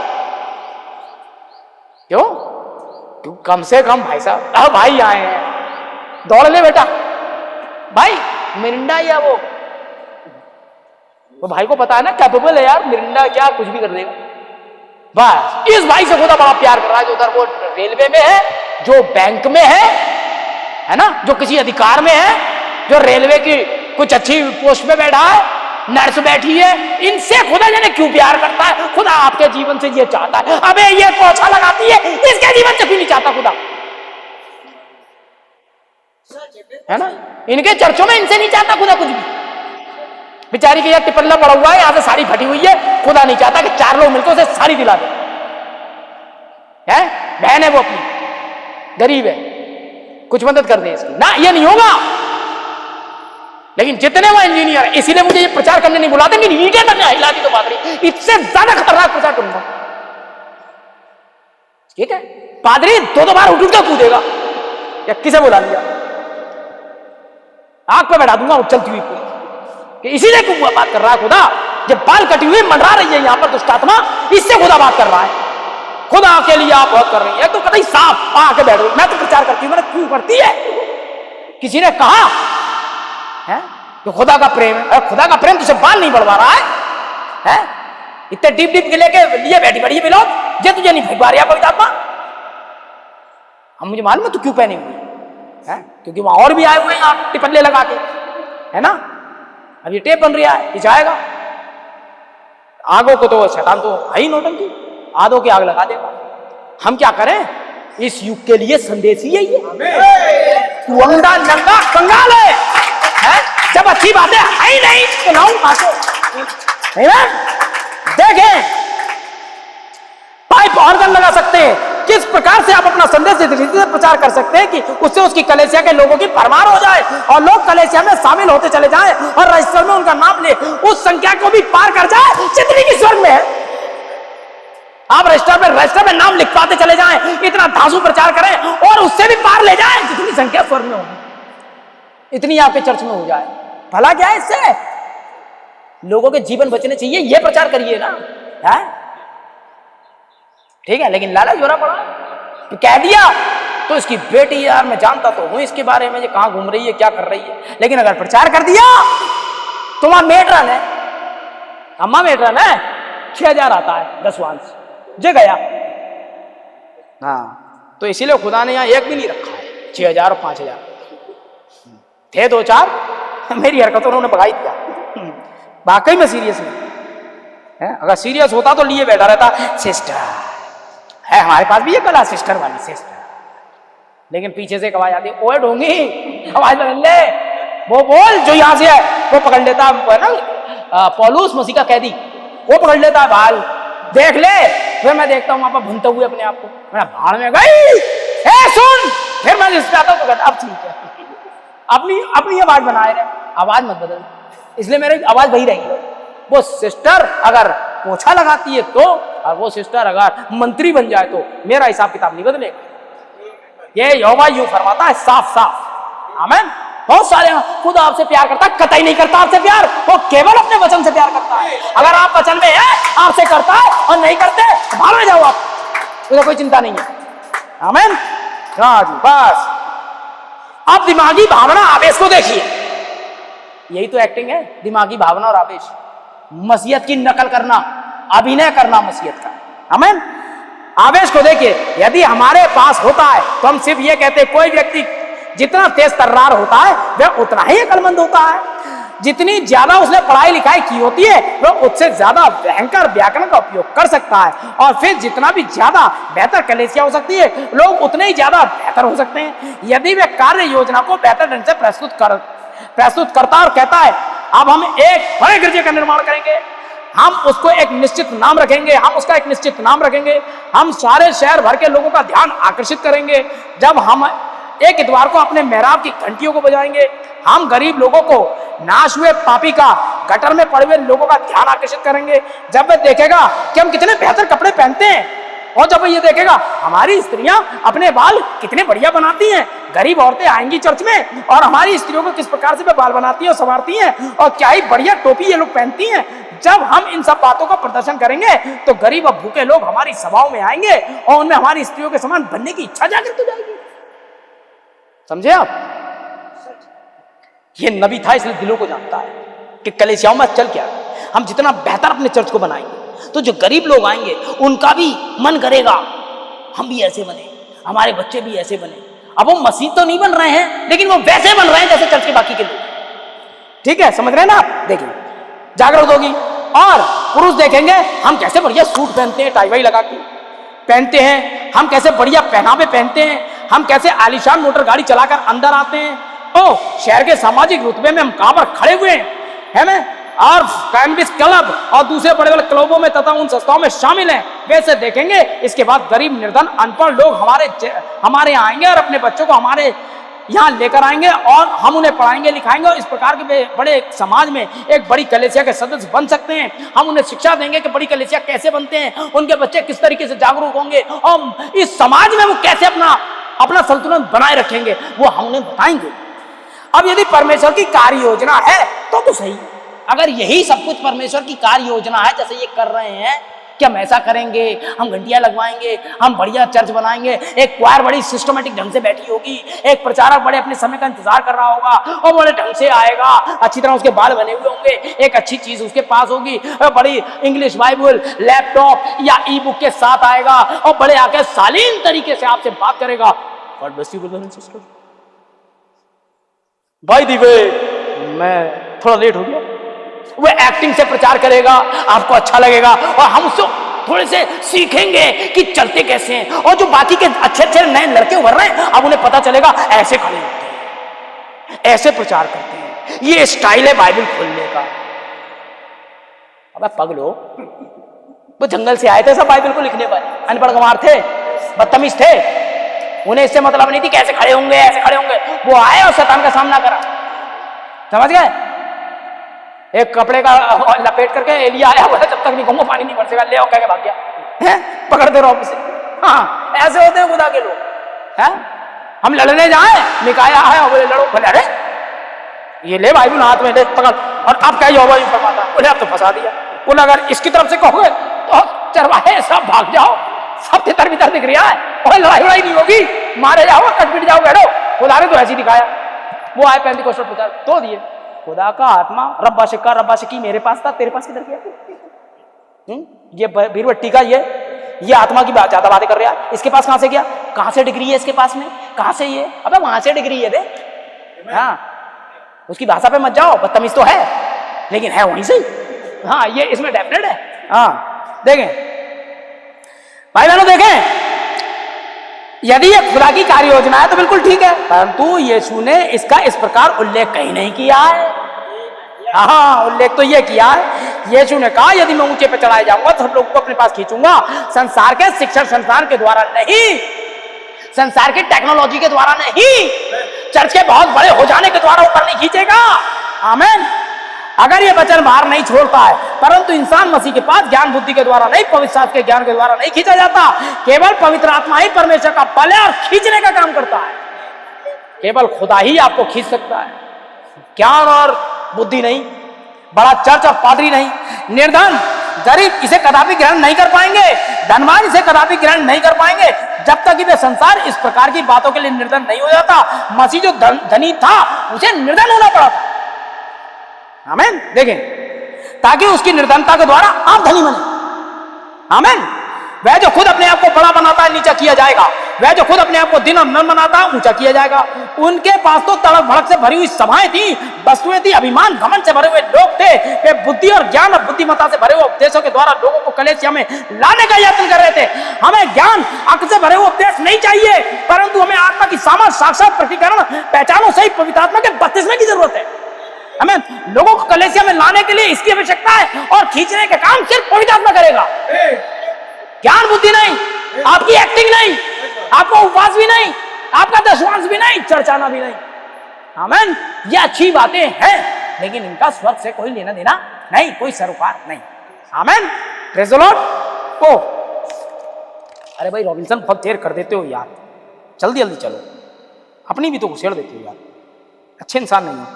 यीशु ने कहा अपना प्रचार बंद करो, आगे को बिल्कुल मत बढ़ो, तुम इसके विषय में कुछ भी ना करो, परंतु तुम यरूशलेम तक तब तक प्रतीक्षा करते रहो जब तक कि स्वर्ग से सामर्थ ना पा लो। आमीन। उसने ऐसा नहीं कहा था जब तुम अपनी बीए, अपनी डीडीडी और अपनी एलडीडी और अपनी पीएचडी को नहीं ले लेते हो तब तक रुके रहो। उसने ऐसा नहीं कहा था जब तक कि तुम ज्ञानवान अक्लमंद शिक्षक नहीं बन जाते हो, जब तक तुम डिप्लोमा प्राप्त नहीं कर लेते हो तब तक रुके रहना। उसने ऐसा नहीं कहा था जब तक 2-4 डिग्री तुम्हारे पास ना हो तब तक रुके रहना। यीशु ने कहा था जब तक स्वर्ग से सामर्थ्य ना पाए, किसी स्कूल से नहीं, स्वर्ग से, किसी थियोलॉजी से नहीं, स्वर्ग से, किसी व्यक्ति से नहीं, स्वर्ग से सामर्थ्य ना पालो, तब तुम सामरिया और पृथ्वी की छोर तक मेरे गवाह हो। आमीन। ये मामला खुदा का व्यक्तिगत आपसे है, किसी व्यक्ति का यहां पर कोई लेना देना नहीं है आपसे। समझ रहे हैं आप? हाँ। और अगर ऐसा करने की कोशिश की तो गए।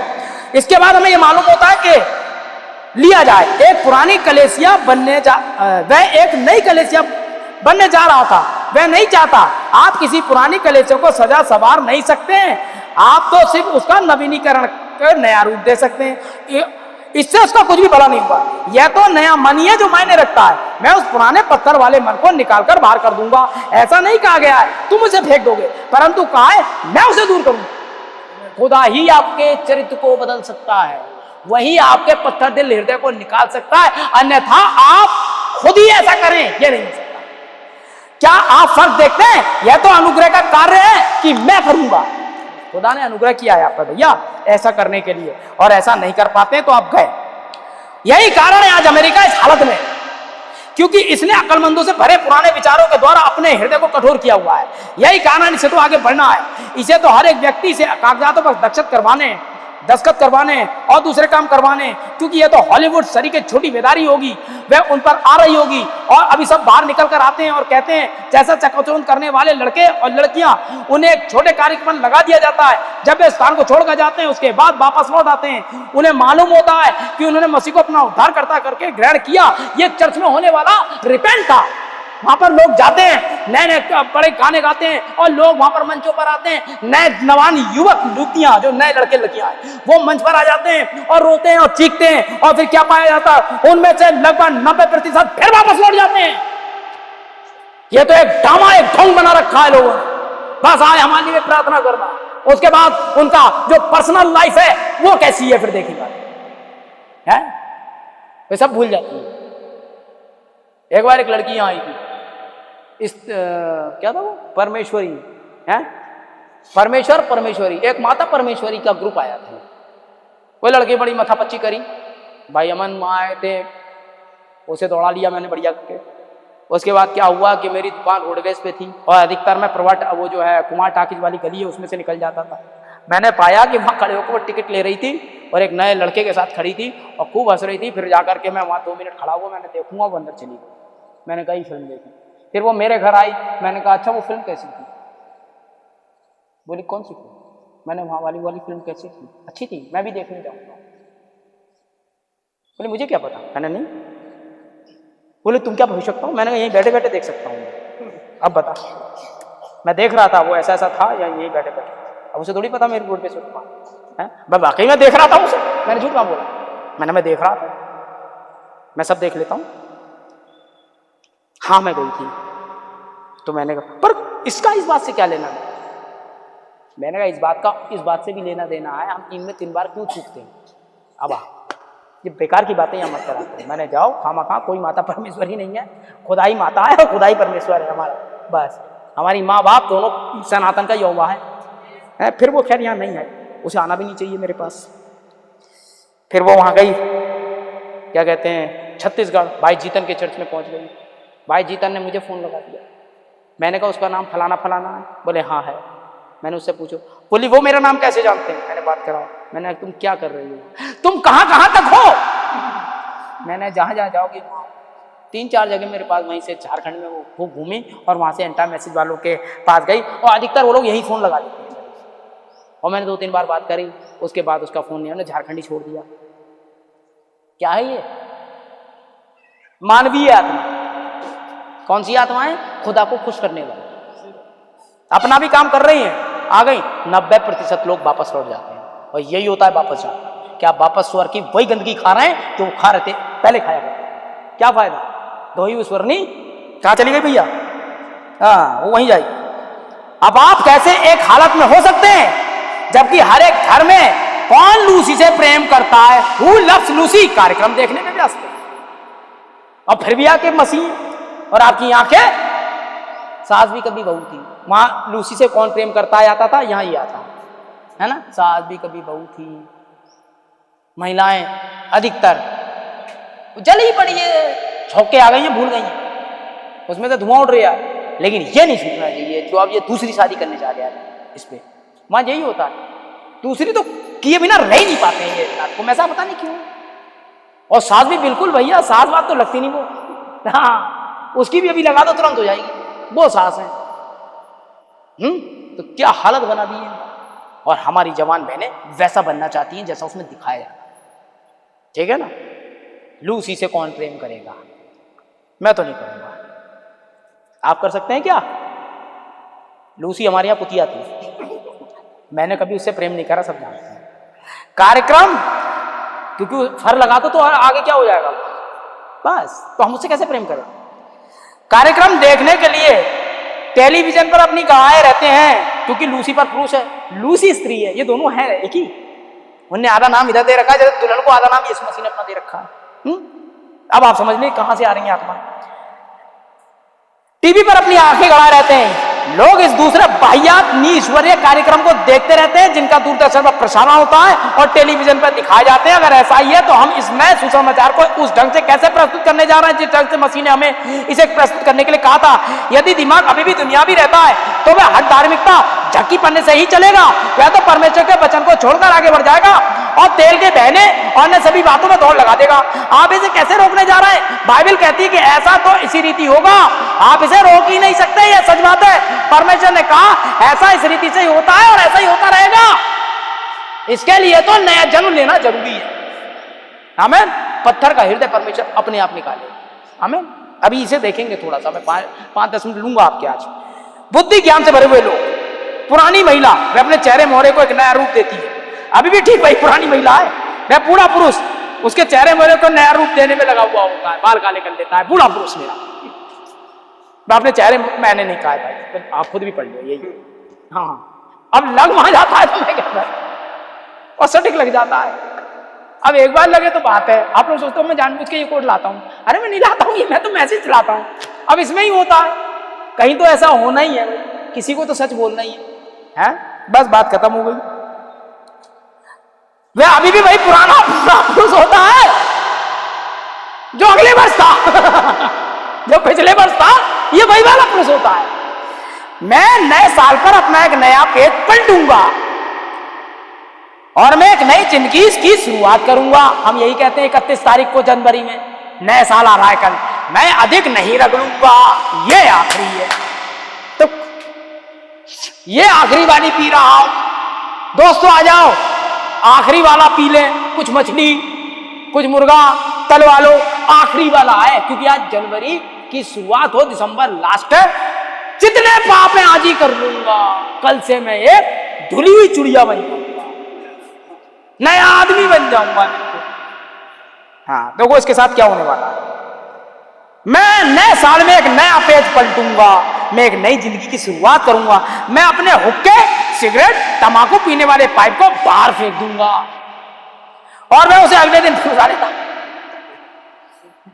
वे अगले दिन से फिर उड़ा लेता ताकि वो अगली बार फिर फेंक, है ना।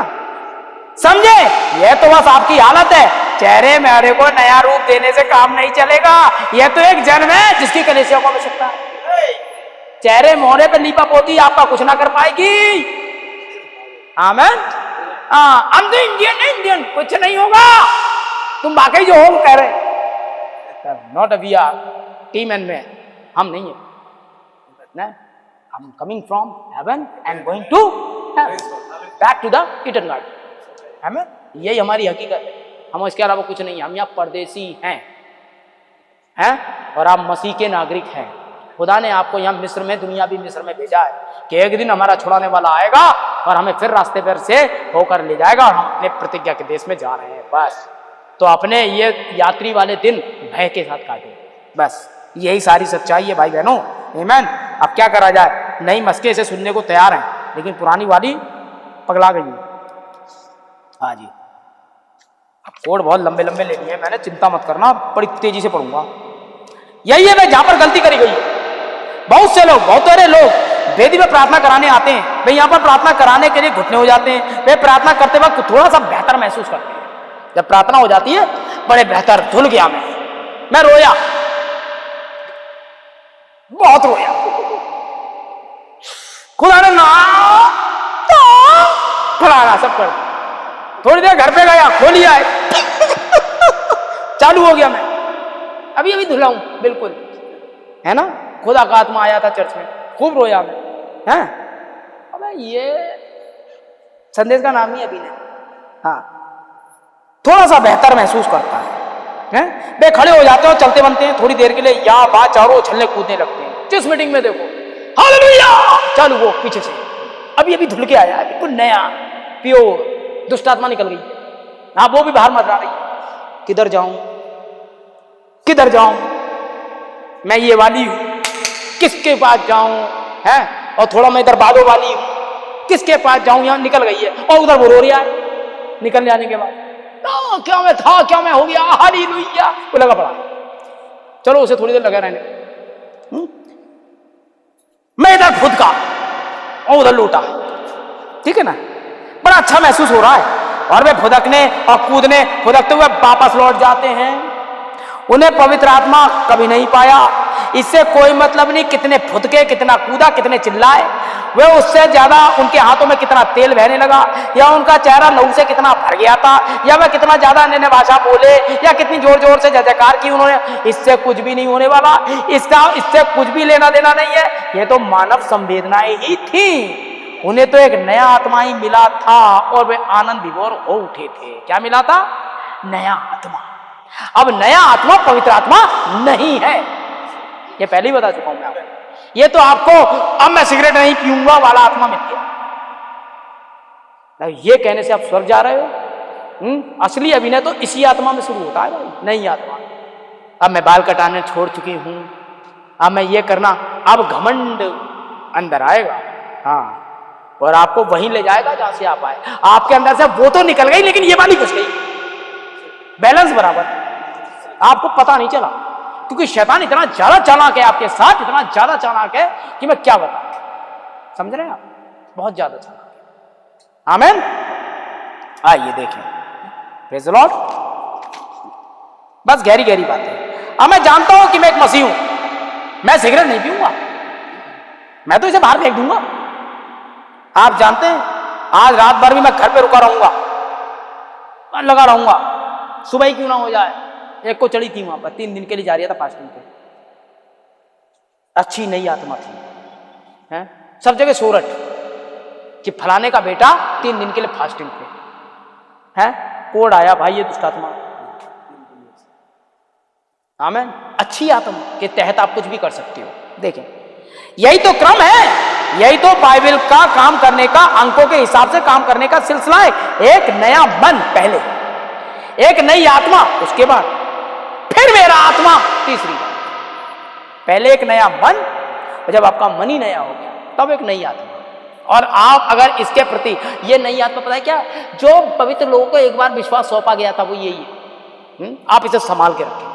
और उसके बाद पवित्र आत्मा है, नया मन, नई आत्मा, फिर पवित्र आत्मा। ये अंक गणित है बाइबल की, अभी बताया ना। इसके बाद ही परमेश्वर का आत्मा, समझ रहे हैं आप? आमेन। ध्यान दें। अब देखें, यह तो मुख्य स्प्रिंग के जैसा है। अब मुख्य स्प्रिंग देखा आपने, जो जैसे पेन के अंदर एक स्प्रिंग होता है, खट से मारा हुआ स्प्रिंग होता है अंदर पड़ा हुआ, वो मुख्य स्प्रिंग होता है। मुख्य स्प्रिंग के जैसा जो सुप्रसिद्ध घड़ी में लगा होता है। ये घड़ी देख रहे हैं आप, इसके अंदर एक स्प्रिंग लगा होता है जो इसकी घड़ी को, आप तो ये सेल पढ़ते हैं, पहले ऐसा नहीं था। पहले घड़ी को चाबी भर देते थे और वो करारी चलती रहती थी 24 घंटे तक। 24 घंटे तक वो चल, तो उसके अंदर एक स्प्रिंग होता है बहुत ही महीन, जो इसको अपनी धुरी पर घुमाता रहता है। समझ रहे हैं आप? ये मुख्य स्प्रिंग के जैसा है जो सुप्रसिद्ध घड़ी में लगा होता है। उसमें तो खुद ब खुद ही चाबी भरती रहती है, आपको उसे रोज रोज चाबी नहीं भरनी होती है। परमेश्वर ने उसे एक बार चाबी भर दी, वह सदा सर्वदा ही काम करती रहेगी। यह तो आपके जीवन के, आपके नए जीवन के बिल्कुल ठीक बीचों बीच विद्यमान है।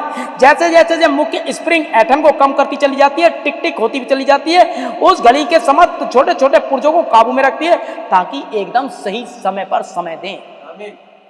आमीन। ये मुख्य स्प्रिंग का काम यह है कि सारे पुर्जों को एक साथ काट करके रखें। आमीन। ठीक है, ऐसा ही पवित्र आत्मा, कोई नई डिग्री नहीं, कोई नई कलेसिया नहीं, नया गिरजा नहीं। भाई आप मेरे साथ हैं, जरा इधर आइए। आमीन। थोड़ी देर रुके, जो नया चाहते हैं उनके लिए मैं पढ़ रहा हूं। देखें, वैसे मुझे पता है कोई नया नहीं चाहता, ये जुमला है। ठीक है, ऐसा ही पवित्र आत्मा, कोई नई डिग्री नहीं, नंबर 1, कोई नई कलेसिया नहीं। आमीन। कोई नई कलेसिया या नया गिरजा नहीं, कोई नया विचार नहीं है, कोई नई भावुकता नहीं या आवेश नहीं, कोई नया तेल नहीं। तेल पवित्र आत्मा होता है। जब तेल नया नहीं, जब भावुकता नई नहीं, तो फिर नया मैसेज कैसे हो गया? ये तो नया है, कहां है? मना कर रहा हूं।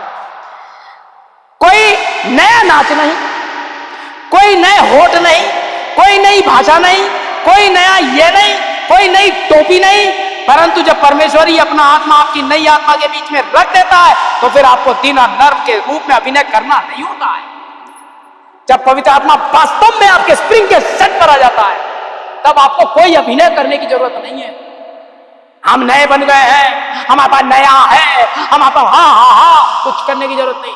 मैं चिल्ला लूंगा, मैं गिर जाऊंगा, कुछ करने की जरूरत नहीं। परमेश्वर ही आपको काबू में रखेगा। उसके बाद पहले असली वाला पा लीजिए। आपको एक मसीह के जैसे अभिनय नहीं करना होगा, वह तो उस समय आपके अंदर होता है, अपने काबू में ले लेता है। यह आपको सज्जन व शिष्ट व्यक्ति बना डालेगा, यह कलीसिया को ऐसा बना डालेगी कायदे में होगा, सुचारू रूप से काम करे। वह वरदानों से सुचारू रूप से कार्य करवाता है। यदि आपको स्थान से यहाँ के लिए आप सोचते हैं आपको वहां पर होना चाहिए, हटा दिया गया है और किसी और जगह पे तैनात कर दिया गया है, तो वही आपका वहां भी नियंत्रण करेगा। खुदा ही आपके हर मीटिंग का नियंत्रण करेगा, आपके जीवन का नियंत्रण करेगा। आपको अभिनय नहीं करना पड़ेगा चर्च आने के लिए, आपको अभिनय नहीं करना पड़ेगा लाओ मैं प्रार्थना कराने, आपको अभिनय नहीं करना पड़ेगा कि मैं एक फास्टिंग रखूंगा, कुछ नहीं करना पड़ेगा। किसी को पता तक नहीं चलेगा आप मसीह जीवन जीते हैं। Praise the Lord. किसी बड़े आदमी ने कहा था, है काम इतनी खामोशी से करो, सफलता चीख उठे। आमीन। तो आप करिए, मत चिल्लाइए, लेकिन एक समय आएगा कि लोग आपको देख के चिल्लाएंगे। एक वो टाइम आ रहा है और निश्चित तौर से आ रहा है भाई बहनों। आमीन। कुछ भी नया नहीं है भाई बहनों, कुछ भी ऐसा नहीं है जो आपको कोई नई चीज दे पाए। ठीक, कोई फड़फड़ाना नहीं, मैं कभी वापस नहीं जाऊंगा, नहीं जी नहीं, वह मुख्य स्प्रिंग वहां अंदर नहीं है। अगर आप ऐसा सोचते हैं, आप छोटी छोटी बात पर जो हो रही होती भड़क उठते हैं, यह तो जहर है जो जमा हो रहा होता है। अब जब पास्टर में से कोई ऐसी बात कहता है जो मुझे लग जाती है, अब मैं वहां ऐसा नहीं करूं, पास्टर कोई ऐसी बात कहते था जो आपको लग जाती है, अब मैं नहीं जाऊं। मुख्य स्प्रिंग अपनी जगह पर नहीं है। बहुत सारे ऐसे लोग जो इस बात पर, या पादरी आया नहीं है मेरे, अब देख लेता तब तुम आ जाते तो क्या फायदा। अच्छा तो ये है जो 4 दिन के बाद यीशु मसीह आया, कम से कम एक आश्चर्य कर्म तो देखने को मिला, और उसी समय आ जाता तो चंगा हो जाता। इतनी बड़ी गवाही थोड़ी होती। देखें आप, वह तो गाय का खोल है, दृष्टि डाली है, अभी एक नया मुख्य स्प्रिंग बिल्कुल बीच में सेट नहीं हुआ है। अगर आप ऐसे करना है तो ध्यान दें। हाँ जी, मुझे आजाद गिरजे जाना बिल्कुल भी अच्छा नहीं लगता है। वह प्रचारक अगर मैं इतनी ज्यादा देर तक बोलने वाला ना होता तो मैं कुछ देर उसकी सुन लेता। बहुत ज्यादा लंबा लंबा बोलता है। आमीन। परंतु तुम्हें बताती हूं कि जब मैं पिछली बार गई थी तो क्या हुआ था। जब मैं ताश वाली पार्टी के लिए गई थी तो सूजी ने मुझसे कहा था, क्या तुम मुझे यह बताना चाहती हो कि तुम इतनी निर्लज्ज हो गई हो कि तुमने खुद को इस कदर छोटा बना लिया है कि तुम अपने बाल बढ़ने दोगी। जब मैं उस पार्टी में गई तो मुझसे ऐसे कह रही थी सूजी, तुम तो बिल्कुल ही एक बूढ़ी स्त्री जैसी हो गई हो। वो तुम्हारे लच्छेदार जो बाल हुआ करते थे, जो पेंसिल डाल के तुम निकाल दिया करती थी, अब वो सब खत्म कर दिया तुमने, हैं? वो जो एक लच्छा आया करता था वो कहां गया? तुम इतनी ज्यादा बेकार सी हो गई हो, बूढ़ी औरतों जैसी बातें कर रही हो। इसके लिए तो भी बहुत समय है। लाओ वापस वो पेंसिल लाओ, इसमें अमेठो, है ना, और वो घर्र करके वो चलता है इसको, ताकि वो और लच्छा ज्यादा हो जाए। कुछ ऐसा करो, रात में नन्ही नन्ही छुट्टियां बना के सो जाओ ताकि बाल सुबह उलझे दिखाई दे कि तुम्हारे बाल तो अलवेले हैं। ये तुम किया करती थी, हम सब छोड़ दिया, है ना। लड़कियों तुम ये मत सोचो कि हमें कुछ नहीं पता है। हाँ हाँ, ये पास्टर है, इसे सब पता कौन क्या है, कौन सी पेंसिल से बनती है, कौन सी नकली वाला तिल बनता है। लड़कियों की 2 जगह चिन्ह है, अगर ज्यादा गोरी है तो एक तो यहां बनेगा, यहाँ होठ के बिल्कुल नीचे, या यहाँ, क्योंकि मूछें तो उनकी होती नहीं, तो यहां बना लेंगे, हम लगा ही नहीं सकते यहाँ। हमारे यहाँ काली काली लगा के भी क्या फायदा है, आधा तो ये जंगल भरा हुआ है, ये तो हम हटा लेते हैं। हकीकत में अगर सही मायनों में देखें, हम अपने बाल ना कटाएं तो हमारा कुछ भी नहीं दिखेगा, है, समझ में। और खासतौर से मेरा तो बिल्कुल नहीं, मेरे तो बाल भी इतने बड़े आ जाते हैं कान पे, मैं तो मशीन से हटवाता हूँ, क्या करा जाए, है ना। तो तू ये सब किया करती थी। वो तिल जो तू एक इतना बड़ा आईलाइनर था, क्या था वो लाई थी काला सा बनाने के लिए, नकली तिल, है ना, क्या हुआ उसे? जो तू टैटूज बनाया करती थी, सब खत्म हो रहा है तेरा। अब देखो वो क्या कह रही है, इतना छोटा बना लिया तूने। क्या तुम मुझे बताना चाहती हो तुम छोटे छोटे आधे अधूरे कपड़े अब नहीं पहनोगी? लॉयड सेम ऑन यू, ये गलत बात है, ठीक है। इसकी मुख्य बात तो यह है कि आपके पास एक नई आत्मा है, यह तो बस आपको मार देगी। इसमें पवित्र आत्मा का होना बहुत जरूरी है। ये एक नई आत्मा है ना। तुम मुझसे अब ये कराओगी, मैं पार्टियों में जा नहीं सकती हूं, ओ बेकार की बात है। और खुदा ने इसके विषय में आपसे ये सब करने को मना कर दिया है। आइए आगे चलें। अच्छा लगा है?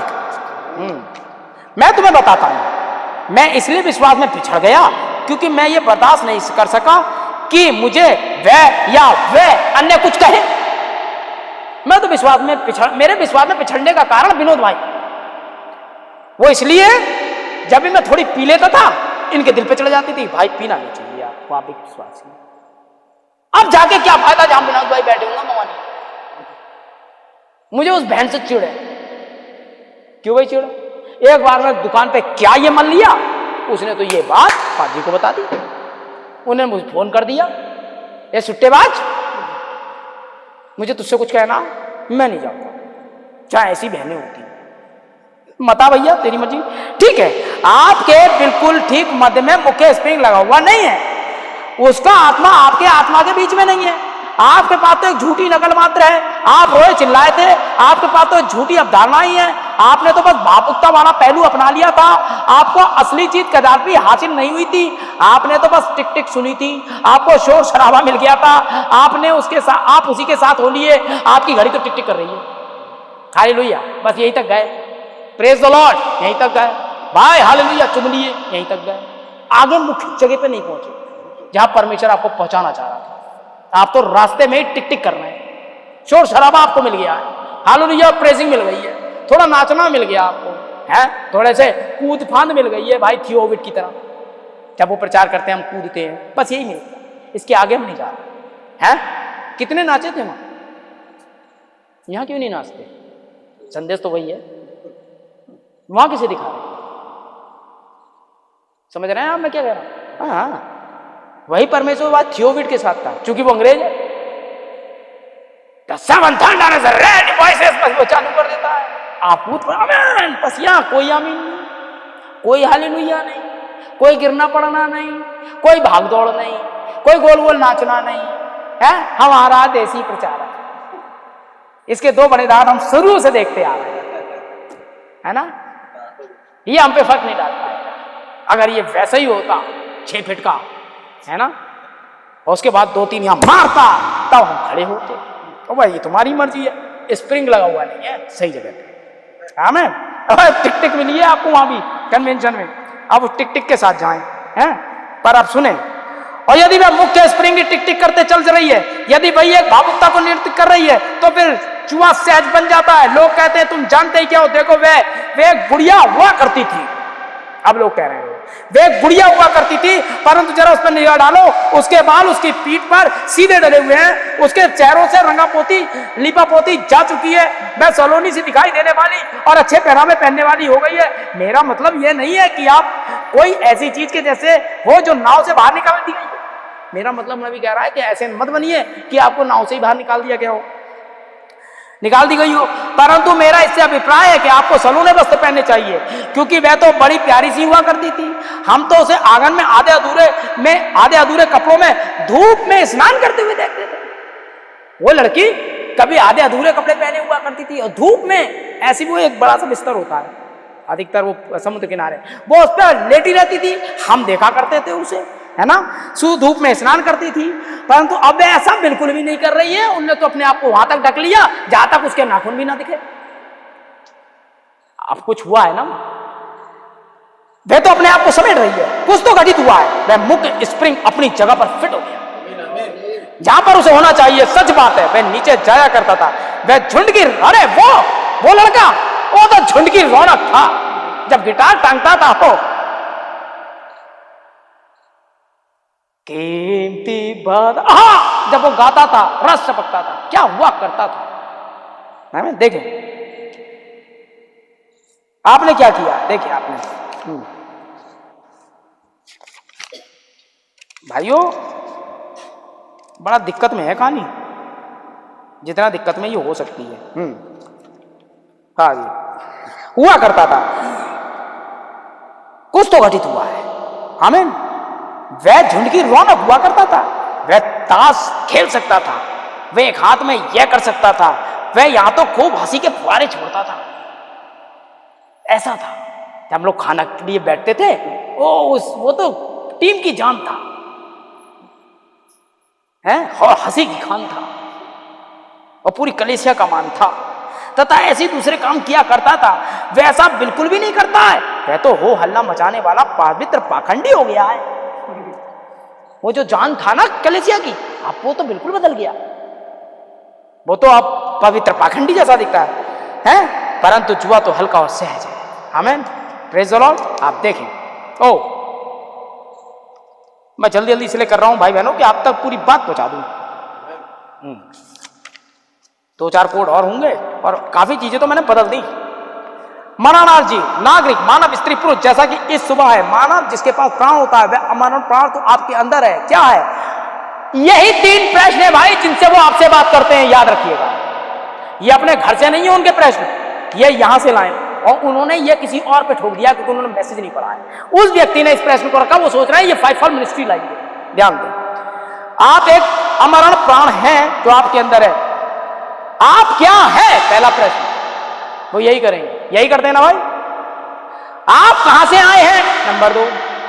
और आप कहां जा रहे हैं? नंबर 3। ये जो लिखा हुआ है ना, ये ब्रदर मैडम का कोड है, उनका नहीं है।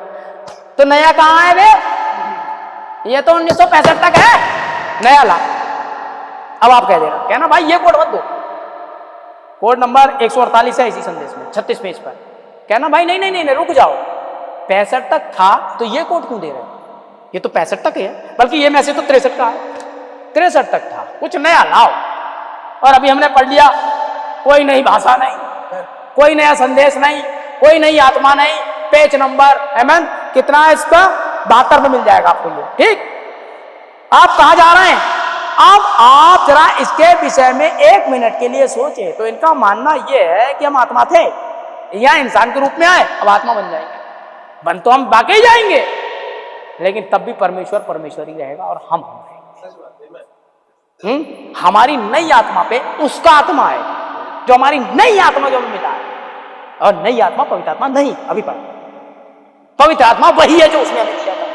है वो इतना सामर्थ्य है कि अपने बहु आत्मा में से हमें थोड़ा सा दे सकता है और फिर भी पूरा रह सकता है। जैसे मैं इस पानी को अगर किसी गिलास में डालूं तो यहां पानी कम हो जाएगा। खुदा के साथ ऐसा नहीं, वो सारे लोगों को पवित्र आत्मा फुल करके दे देगा, फिर भी उतना ही वहां रहेगा, वो खाली नहीं होगा। आमीन, क्योंकि वो अपरिमित है। अगर वो खाली हो गया तो वो टाइम पीरियड में आ जाएगा, वो उतना ही रहेगा आपको देने के बाद भी। वो इतना शक्तिशाली है क्योंकि वो कभी ना तो आरंभ था ना कभी खत्म होगा। आमीन, वो इसने आपके अंदर भर देगा पूरा, वह आत्मा आपके अंदर भर देगा पूरा, सारे फल आपके अंदर भर देगा, फिर भी वहां उतना ही रहेंगे और उतना ही वो दूसरे में भर सकता है। वो ऐसी 10 पृथ्वी बना देगा, 10 करोड़ लोगों को बचा लेगा, 10 करोड़ को आत्मा से भी भर देगा, फिर भी वो पूरा का पूरा साबुत रहेगा, वो खत्म नहीं होता। अगर खत्म होता फिर घड़े का मैदा क्यों नहीं? वो उतना ही रहा। ऐसा नहीं घड़े का मैदा बढ़ गया जी, नहीं, वो उतना ही था। वो जाती थी उतना ही आटा में से रोटी बना लेती थी और बना के फिर जाती थी, फिर उतना ही आटा होता था और उतना ही तेल था। वो चाहे 10 लाख बार ले ले उसमें से उतना ही तेल निकलेगा, फिर खाली हो जाएगा घड़ा, बता रहा हूं। जब वो निकाल लाएगी फिर खाली होगा घड़ा, और जब वो बाकायदा देखेगी तो उतना ही वो फिर बना दे। वो 10 बार आटा गूंदे दिन भर, वो 10 बार आटा मूंद दे, आटा उतना ही रहेगा। This is the spoken word. तो जो परमेश्वर का कहा गया वचन इतना ताकतवर है, तो वो आत्मा जिसने वचन बोला वो कैसे खाली हो जाए? आप सोचिए, वो उतना ही रहेगा। समझे आप? ये है बस अपना आत्मा है। तो हम उसके भाग थे, बिल्कुल हम उसके भाग थे, लेकिन हम उसके भाग थे। ये उंगली रॉबिन्सन का भाग है, लेकिन ये उंगली रॉबिन्सन नहीं है, ये बाल रॉबिन्सन का भाग है। सैद्धांतिक भाषा में ये सब मिलकर रॉबिन्सन, छोटे छोटे अंगों का एक जमा बाड़ा मांस का लोथड़ा एक मानव देह का निर्माण करता है, और ये सब मिलकर एक रॉबिन्सन बनता है। ऐसे ही सारी कलीसिया एकजुट होकर एक दुल्हन बनती है। एक व्यक्ति दुल्हन नहीं होता, दुल्हन के अंग हैं, कलीसिया के अंग हैं छोटे छोटे। जिस दिन आप एक साथ जुड़ जाएंगे, इंटरनेशनल दुल्हन का निर्माण हो जाएगा। आपका सर यीशु मसीह, आमीन। और आपके काम करने के जो अंग होते हैं, हाथ पैर नाक, ये 5 फॉल मिनिस्ट्री है। आमीन, जो काम कर रही होगी आपकी तरफ से। जैसे मेरा हाथ इसको उठा ले रहा है, ये वो कर रहा है जो मैं चाहता हूं। आमीन, चाहेगा कौन? परमेश्वर। क्या आप ऐसा करें? 5 फॉल मिनिस्ट्री वो अंग है जिनके द्वारा काम किया जाएगा, और कलीसिया वो इंटरनल अंग है जिसके द्वारा 5 फॉल मिनिस्ट्री काम कर पाएगी। मेरे हाथ तब काम कर पाएंगे, मेरा हार्ट, मेरा लंग्स, मेरी किडनी काम कर रही है। ये कलीसिया इंटरनल अंग में है। कुछ प्रार्थना करने वाले, कुछ ये काले, कुछ वो वाले, ये इंटरनल अंग है, 9 वरदान। और जो बाहर काम कर रहे हैं वो 5 फॉल मिनिस्टर्स हैं। 5 प्रकार की सेवाएं तो छूना, चखना वगैरह, है ना, इससे दुनिया से संपर्क होता है। समझ रहे हैं? और ये सब मिलकर एक दुल्हन का निर्माण करते हैं, और दुल्हन उतने ही पवित्र, उतना ही सामर्थ्य है जितना कि वो हो सकती है, और इसको पवित्र करने वाला पवित्र। और अगर इसके अलावा आप पवित्र हैं तो ये आपकी अपनी अभिनय है जो आप करने की, अच्छा बनने के लिए कर रहे हैं। ये तो शैतान भी कर रहा है। आमीन। आखिरी कोट्स ले रहे हैं, बंद कर दूंगा। मुझे लगता है मुझे बंद कर देना चाहिए, काफी टाइम हो गया, आप लोग को घर जाना है। कहोगे भाई नहीं, ये सिर्फ 3 कोड है, फिर बाद में ले लेंगे, मैं छोड़ूंगा ऐसे नहीं, प्रचार जरूर करूंगा। हाँ, लेकिन अभी नहीं कर रहा हूं। देखें मित्रों, मैं ये स्वीकार करता हूं, हम में से अनेकों ने पवित्र आत्मा पाया है, परंतु हमने बस इतना ही पवित्र आत्मा पाया है कि हमें एक ऐसे मुकाम पर ले आए जहां हम झूठ नहीं बोले, या हम झूठ बोलना नहीं चाहते, जहां हम चोरी चकारी करना नहीं चाहते हैं, जहां हम ऐसा कुछ नहीं करना चाहते हैं। परंतु परमेश्वर तो अपनी कलीसिया का हर एक रेशे को भरेगा। आप केवल वहीं तक ना रुकें कि मैं चोरी नहीं करूंगा, कि मैं ये नहीं करूंगा, मैं विचार नहीं करूंगा, मैं शराब नहीं पीऊंगा। आप इससे आगे जाएं, क्योंकि उकाव को इससे ऊपर उड़ना है, सब वेदनाओं से ऊपर उड़ना है, हर एक चिड़िया से ऊपर उड़ना है, बेदारी से ऊपर उड़ना है, परमेश्वर के साथ उड़ना है, क्योंकि महानुभाव परमेश्वर ही है। आमीन। ध्यान दे, नया जन्म जैसा लोग बातें करते हैं, पवित्र आत्मा का बपतिस्मा नया जन्म नहीं है, वह गलत है। पवित्र आत्मा का बपतिस्मा तो नए जन्म से अलग होता है। पवित्र आत्मा का बपतिस्मा तो तब होता है जब उस जन्म के अंदर सेवा करने के लिए सामर्थ्य आ जाती है। बिल्कुल ठीक ऐसा ही होता है उल्टी गिनती मैसेज में, आमीन। अब नए सिरे से जन्म लेने का अर्थ यह नहीं है कि आपको अनिवार्य रूप से पवित्र आत्मा मिल गया।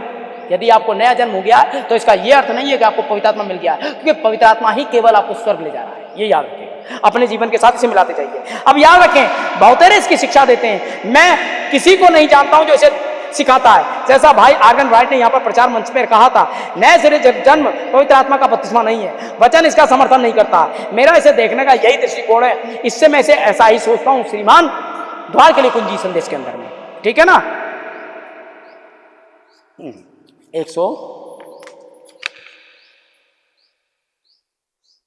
412 देखें, नया जन्म मसीह है, एक प्रकाशन। नया जन्म क्या है? मसीह है, एक प्रकाशन। परमेश्वर ने आप पर इस बड़े भेद को प्रकट किया है और यही नहीं। इसका मतलब आपने ये संदेश जाना, आपने इसे रिसीव किया, ये नया जन्म था। तो आपके लिए तो खुशी की बात है भाई, जो बपतिस्मा ले चुके हैं, प्रकाशन के द्वारा आपने इसे ग्रहण किया। और जिन्होंने बपतिस्मा नहीं लिया है वो इसे पाने वाले, क्योंकि वो नए जन्म के बिल्कुल पास में आ गए। अब उन्हें चाहिए कि वो अपनी विश्वास पर छाप लगा दें और बैप्टिज्म ले और नया जन्म पाएं, और उसके बाद पवित्र आत्मा के लिए दावेदारी करें, वरना आप कर नहीं पाएंगे वकील से दावेदारी कि मैंने कर्जा तो चुका दिया लेकिन आलू मुझे नहीं, है ना। ध्यान दें, आप कहते हैं अच्छा भाई नया जन्म क्या है? वह व्यक्तिगत तौर पर आप पर प्रकट हुआ यीशु मसीह का प्रकाशन। आप मुझसे कहेंगे भाई नया जन्म क्या है? यह व्यक्तिगत तौर पर, आप पर व्यक्तिगत तौर पर प्रकट हुआ यीशु मसीह का प्रकाशन। तो कितने लोग यीशु मसीह को प्रकाशन के रूप में जानते हैं? तो ये उनका नया जन्म है, ठीक।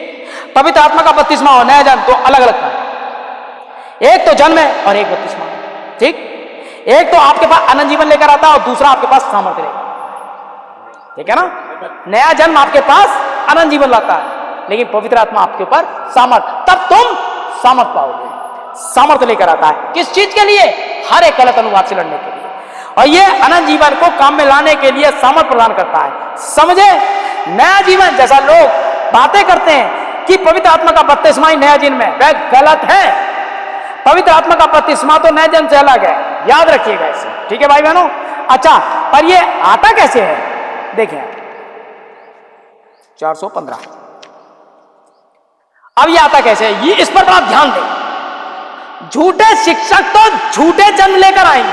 अब देखो, ये भी नया जन्म, झूठे शिक्षक झूठा जन्म लेकर आ जाएंगे, वो भी जन्म, और सही शिक्षक नया जन्म लेकर आएंगे, ये भी जन्म होगा। और केवल इस नए जन्म पर ही पवित्र आत्मा का आने का दावा है, झूठे जन्म पर।